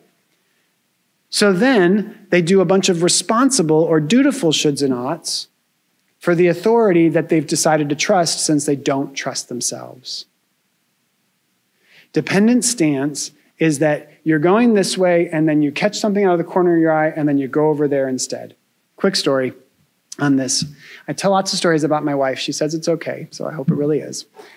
As a 6. I tell stories about myself as well. My daughter, we were putting her to bed one night. She asks her mom, can you go fill my water bottle? Betsy walks downstairs to go do that. 5 minutes later, Betsy's not come back. Janie says, Dad, do you think Mom forgot about my water? Yes, she did. I walk downstairs. Betsy is in the kitchen, putting cookies in the oven, and the water bottle is one step into the kitchen on the counter to the right. I don't know exactly what happened in that 5 minutes, but I'm pretty positive that it looked something like she walked down the stairs with the water bottle in her hand, saw something in the living room that she wanted to deal with, or one of my boys was there she wanted to talk to, and she had the water bottle going to get water, and I need to talk to him. So she walked over and talked to our son. She finished that, saw the water bottle. Oh yeah, water for Janie. Walked out of the living room, walked around. You have to go through our dining room to the kitchen. Walks into the dining room, sees something on the dining room table she needs to take care of. Oh, let me take care of that. She starts taking care of that. Here's the ding of the oven in the kitchen. Oh, oven's preheated. Goes into the kitchen, sets the water bottle down, and is now putting cookies in the oven. And I walked downstairs and I said, hey, did you fill her water bottle up or did you forget? Oh, I forgot. That's dependent stance. You go from one thing to the next. You can have the best plan. 1s, 2s, and 6s love to plan. Lists, Post-it notes everywhere. And if they don't think, they get nothing done on their list. And their list is so long because they are made to be dependent because they're not thinking. They're not using their thinking to process, to go, oh, I'm getting water right now. Is this time for me to do this? Or is this time for me to get water so that she can go to sleep? That type of idea. So that's how we get imbalanced with these three. And what's so important about it that I want to emphasize is that when we are able to be balanced, this is a 3-legged stool, and it's a camping stool that I don't camp with because I never camp. But this 3-legged stool represents the 3 centers of intelligence. And when all 3 legs are on the floor, when all the 3 legs are touching the floor, I can relax. I can just be myself. Might even say my true self, possibly. Where I just don't have to worry about something else. I'm not being reactive. I have time. I have pause. But the moment I go on to 2, I react. I move a leg back. I can feel the muscles in my core fire up just a little bit to make sure that I keep my balance as I move. If by chance I just go to 1, now I have to worry about whether I'm going to fall and embarrass myself. But I really am only focused on 1 because sometimes there are Enneagram numbers that don't even bother with their support center of intelligence. They just hang out with their dominant center of intelligence, and it's like they're on 1 leg of this stool. And so I've got to be worried about a bunch of other things when I'm on 1 or 2 legs. It's really hard to just be myself, which I can be when I'm all on the floor. When we have all 3 centers working for us, and we're getting information from all 3, then we move towards health. So if you flip over to page 10, how do we do that? You cannot be healthy in your number without balancing the centers of intelligence. Balanced by that meaning engage the appropriate center at the appropriate time in the appropriate way. You can't balance the centers without slowing down. You can't balance the centers without slowing down. Now, we'll talk about pace of life a little more when we talk about Sabbath in our video. But in general, our pace of life is too fast for everybody to move towards health and our true self. We're reactive. We're all the time reactive. And the only way to be responsive is if you have an intentional pause. Remember that we have muscle groups that of feeling, thinking, and doing that are atrophied. They're not as strong. They're not used to working. Like, think about it. If you're somebody who works out, go back to that analogy of I work out my upper body, I work out my core, but I don't work my lower body, then what are you going to do when you go to lift those, 50-pound bags of salt for your salt softener or purifier or water softener or water purifier, for example? Are you going to bend your legs and lift from your legs like you should? No, you're going to bend over and just use your upper body because your legs, if you bent your legs wouldn't really be there to help very much. And what are you going to end up doing? Possibly wrench your back out. In other words, you're going to use 2 muscle groups that aren't the primary muscle groups that are meant to be used when lifting something heavy because you should be using your legs. You're lifting it inappropriately. We do the same thing when we enter a circumstance where the appropriate is to think and we use only our intuition and our feelings. Or the appropriate is to feel and we only do stuff and think it through. And you get the image. So we have to slow down because we're not used to using that muscle to make sure we engage that muscle, you might say. So how do we do this? There are two primary paths that reveal themselves when we slow down to move towards health. One is balancing the centers, and that's going to be what I touch on here at the bottom of the page. But the second is centering ourselves by engaging contemplative interventions. Contemplative interventions is a phrase that Hunter Mobley uses. He's a wonderful Enneagram teacher and contemplative spiritualist who, if you're a 2, by the way, he's written 40 Days of Being a 2, Reflections on Being a 2. Suzanne Stabile has a series out now that she edited with 40 Days of Being each number. Highly recommend it to you. Ivy Press put it out. But Hunter uses this phrase, contemplative interventions. It's spiritual practices and spiritual disciplines of the contemplative spirituality that center us with God. So the front door of moving towards health and our true self is intentionally balancing the centers of intelligence and building up our muscle of feeling, thinking, and intuitive doing. The back door to moving towards health and our true self is centering ourselves with God in practices and disciplines where God is working on us to balance us towards health and who we are. I could bring that stool out again and say, I'm balanced when I sit on all 3 legs. I'm also centered, if you noticed. Because when I go to 2, I'm leaning back farther. When I go to 1, I'm leaning side to side even more. And when 3 are on the floor, I'm centered.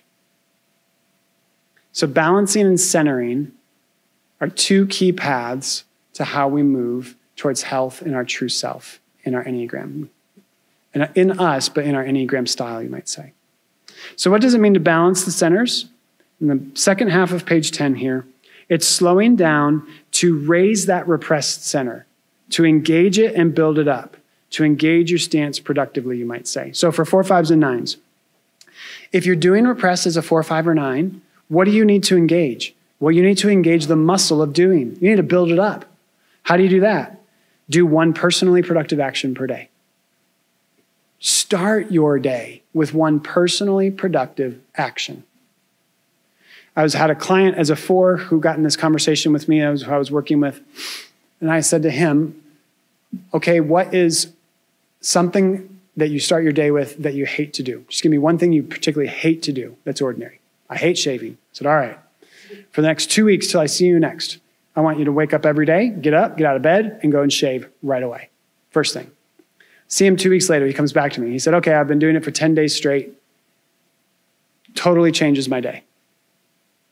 If I don't get up to shave, I reach for my phone, start scrolling through, I roll over in bed, I lie there and feel whatever I'm feeling.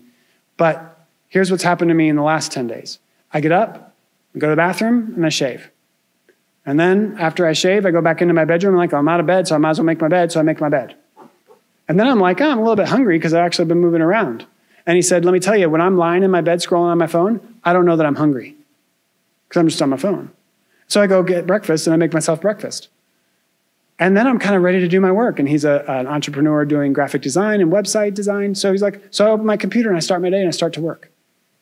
I have a different client who's doing repressed who has said to his wife, if you walk the dog in the morning, I'm going to sleep till 10 minutes before my first meeting, roll out of bed, turn the computer on, grab a cup of coffee, and that's how I'm going to start my day.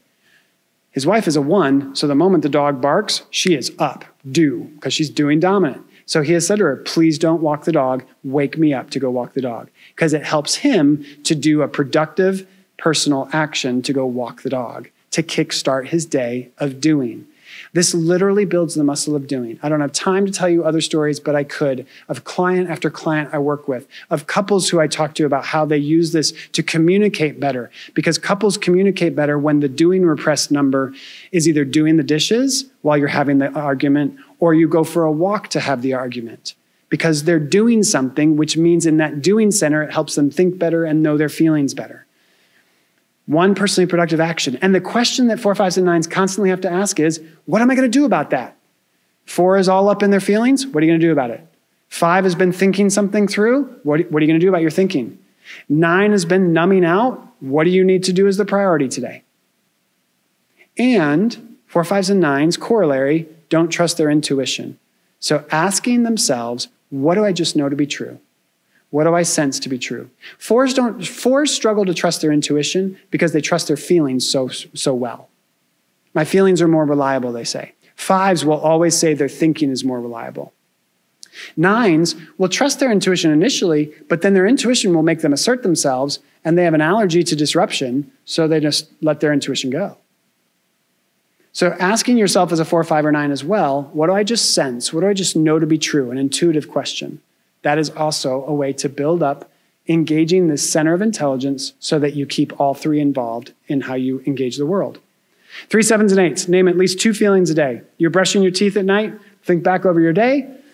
I had lunch with so-and-so. Well, what did I feel during lunch? I felt really happy and glad. I really enjoyed it. It was really positive. Although there was a little bit of disappointment when they told me this one story about what's happening with their daughter and how that's really hard. And I was sad to hear that. There you go. There were 2 feelings in there. That's really good.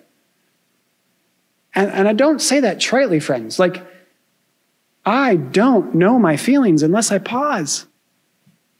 And generally, I need a feeling wheel to look at to actually figure out what feelings I'm having. And what I find is if I go to a feeling wheel, I can watch for what lifts off the page at me. And then I'm just kind of like, oh, why is that? Okay, am I feeling that? And so then people will ask me when I work with them, David, what do I do with that feeling? You feel it. What do you mean? You're feeling repressed. Just if you didn't know, that question right there means you're feeling repressed. If you don't know what to do with a feeling, you're feeling repressed. Because a 4 knows exactly what to do with a feeling. So then I'll say to them, you just feel it. You experience the feeling. How long do I have to feel it? Well, just like working out, you feel it till you're ready to be done with it, and then you feel it a little more. It's like if you plank. If you plank for 60, go to 70 seconds. If you did 6 reps, do 2 more. That's how our muscles pop. We stretch them a little more. It's the exact same thing with feelings. You strengthen it by stretching it, by feeling it. And so for 3, 7s, and 8s, what's the question we constantly have to ask? What am I feeling? What am I feeling? 2, 6s, and 1s, how do you build up thinking? You ask yourself honest, productive questions.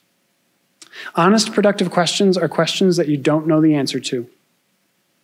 Honest questions are questions you don't know the answer to. You can start with yes or no. Is this my responsibility? Yes or no? Yes, it is. Then you have to follow it up. Why? Why is it my responsibility? And you and your number think that through. The most basic, honest question you can start with as a 1, 2, or 6. What is not mine to do?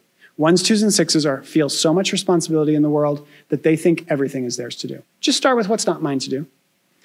One of my clients is a 6. I'm working with her on making her list for the day, which is inordinately long. And I've said to her, okay, make your list for the day of the things that you think you need to do. Now go back through that list and cross off everything that is not yours to do. Now go back through the list and cross everything that's on the list that's not yours to do today, and you can put it on tomorrow's list to make sure that it's there.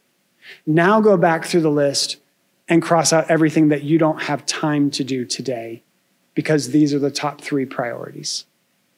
Because she does not have time to do her list. 1s, 2s, and 6s almost never have enough time in the day to do their list. It's too long. What's not mine to do? This is what strengthens us on the front side. That's the front door, is to engage in this way. It's actually very simple, and it makes a very real difference in how we show up. Now, if you look at page 11, let me tip my hand to where we're going to go in the videos. As we talk about the 4 practices in particular that John and I chose for the Advent series. The first is centering prayer. Centering prayer is a practice that we'll make a connection to with the Enneagram very, very simply, that's noted here, about how each number has a posture and intention to focus in on. So the intention for 2, 3s, and 4s is solitude. We enter centering prayer with a focus on solitude. 5, 6s, and 7s enter centering prayer with a focus towards silence. And 8, 9s, and 1s enter centering prayer with a focus towards stillness. This slows us down in centering prayer to center us with God so we can move towards health and who we are. Lectio Divina will be our second practice, and there we're going to engage the scriptures through Lectio, because Lectio is a beautiful practice to engage all three centers of intelligence. We do thinking in Lectio, but Lectio in particular wants to lead us to our feelings. One of my favorite phrases about Lectio is the idea that oftentimes I should say, when we read scripture, we're reading scripture to interpret scripture, especially like for myself, coming from a background of doing seminary 2 different times, I'm seeking to interpret the text. Lectio is where the text interprets me. And there's a lot of feelings in that, or there should be. So we'll walk through the 5 movements of Lectio. And if you're unfamiliar, I did say 5 on purpose. Traditionally, there are 4 movements in Lectio. And in the middle 2 movements, there's a lot of opportunity for thinking and feeling. But many people now are adding a 5th movement to Lectio, and it's the word axio, action. What's the action to take from this passage, which helps us touch our doing center of intelligence.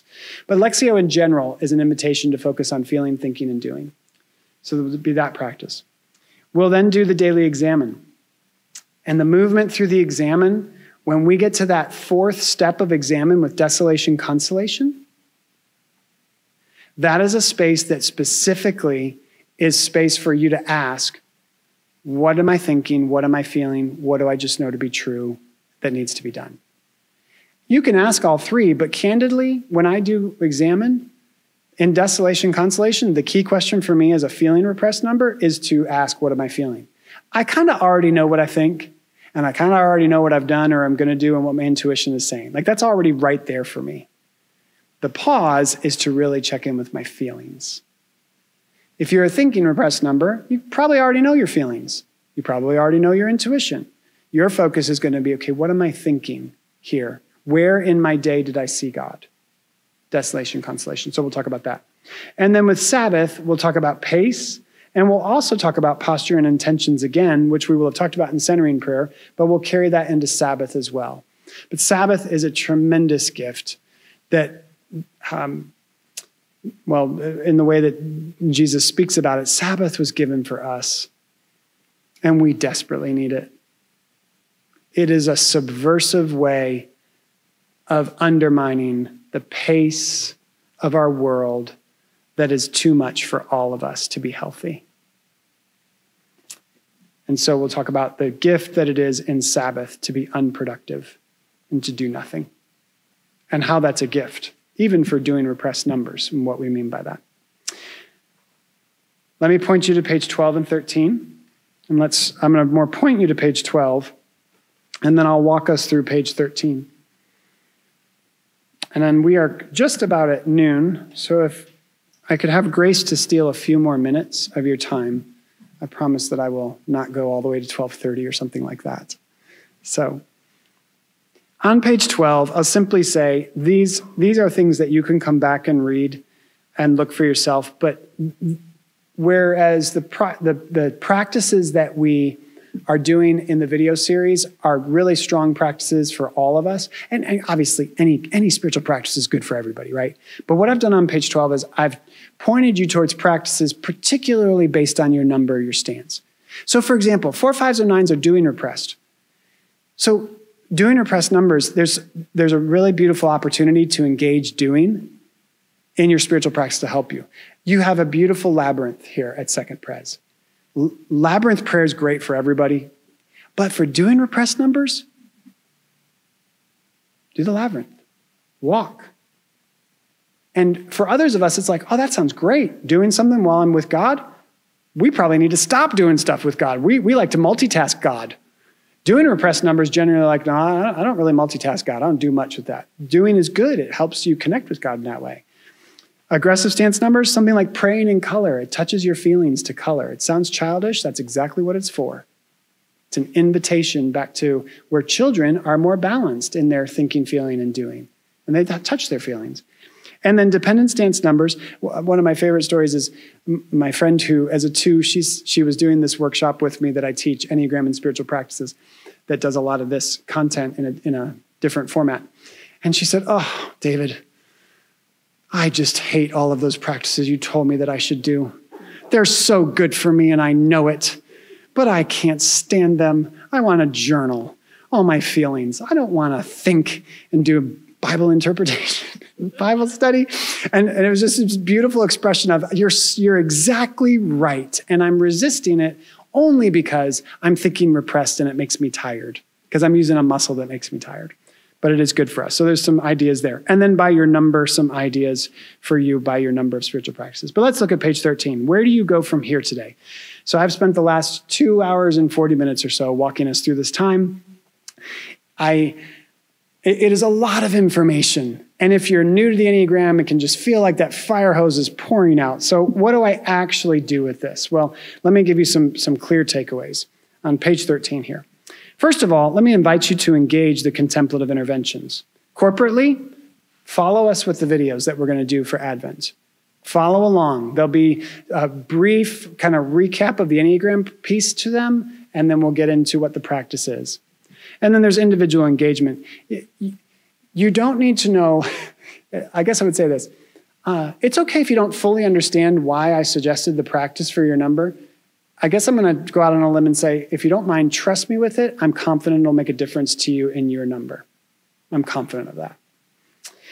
Now, the next step would be confirming your number. If you came today and you're still in that place of, what do I do with I'm discovering my number here. I think I know, or I'm down to like 2. Where do I go from here? First, non-judgmental observation. Be curious. Curious to understand yourself. Have compassion for why you do what you do, but just be curious to take note of, oh, I did that. Why did I do that? Oh, I think I did that. Why did I say yes to helping that person? Because I wanted to help them because of that kind of 2 piece? Or did I help them because the voice in my head said it's right to help people? Well, the first one's more like a 2. The second one's more like a 1. So it's just asking yourself why. Be curious to understand yourself. The Road Back to You is a great book for you to use to identify.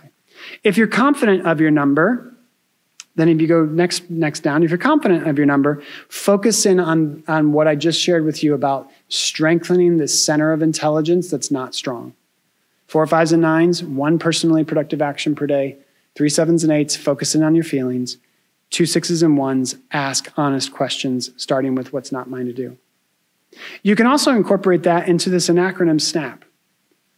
It's just a simple acronym that sticks in your mind where you purposely stop, pause, just take a deep breath, notice what's going on. What just happened? What's happening now? What's about to happen? What's in my surroundings? What do I know about myself in my Enneagram style?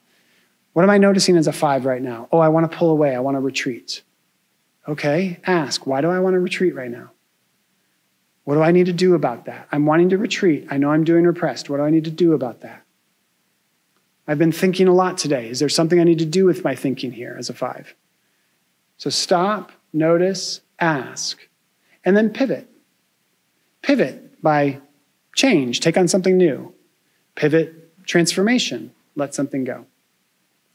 One of my settings of teaching is with a group of teachers who do state testing all around Indiana at different points in the year. And in the work I was doing with this one group, one of the members, she's an Enneagram 1, and she shared this story about SNAP. She got to her testing site, and this year she wasn't doing the testing site on her own. Now, if you're a 1, you love doing the testing site on your own. Why? You can do it the right way, which is your way, obviously. You don't have to talk to anybody else. Well, they put them in pairs, and this is somebody that was new and had never done testing before. And she gets there, and they have all the boxes that have been shipped to the places where they need and stuff like that. And the other person starts emptying them, starts putting stuff out, and she just immediately feels it. She's doing it wrong. That's not the way I do it. She's doing it wrong. And she stopped. She intentionally paused. She noticed what she noticed it. She know, oh, this is different. I'm not on my own. Oh, I don't like how she's doing this. And she started asking herself, okay, what's the resentment that's building in me? Why am I getting resentful? Oh, because I want to control it. Because I want it to be done my way. And then she went to pivot. And she basically said to herself, okay, can I let go of having to control this? I want to let go of having to control this. I desire to let go of having to control this. I'm going to let go of my control here. It really doesn't matter how she does it as long as we get it done. And all of that was building in her that wanted to take over in just a few moments went away. What happens to her? Because she started thinking it through, she raises her repressed center, she balances. What does she not do? She doesn't take over from the other person. She could have, even as a 1, started to go be helpful.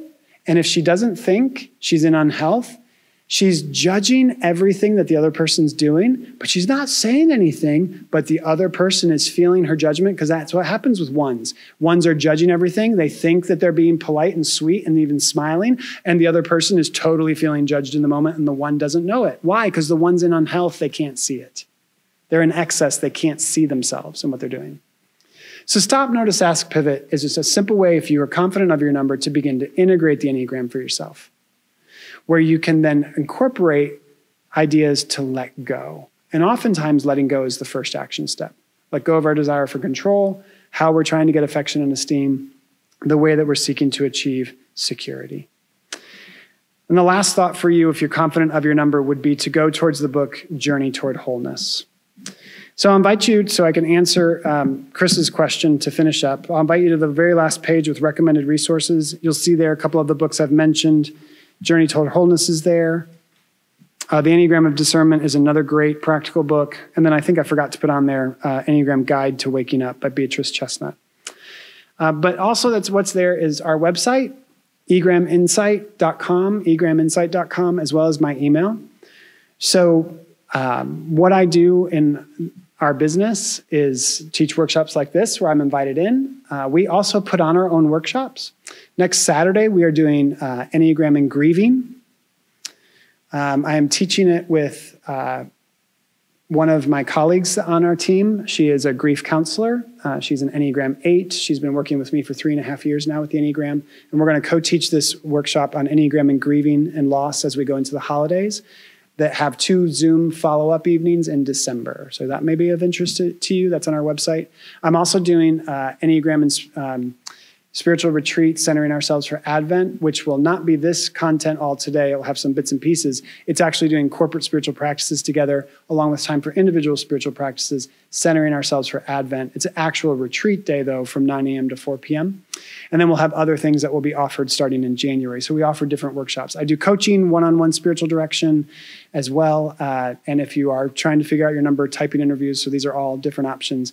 And then in terms of coming and meeting with groups or working with people, always open to that, to the different possibilities if people are interested. So, but there's the beauty of the Enneagram is with books and podcasts, you can do a lot without needing someone like me. You can grow and you can learn and you can integrate, and it's accessible. And that's really a beautiful reality with the Enneagram of what's there for us, especially with good teachers like Beatrice Chestnut, and especially Suzanne Stabile's work. Obviously, I'm a little biased towards, but would recommend everything that she offers because it's a wealth that is given to you to integrate the Enneagram and its wisdom.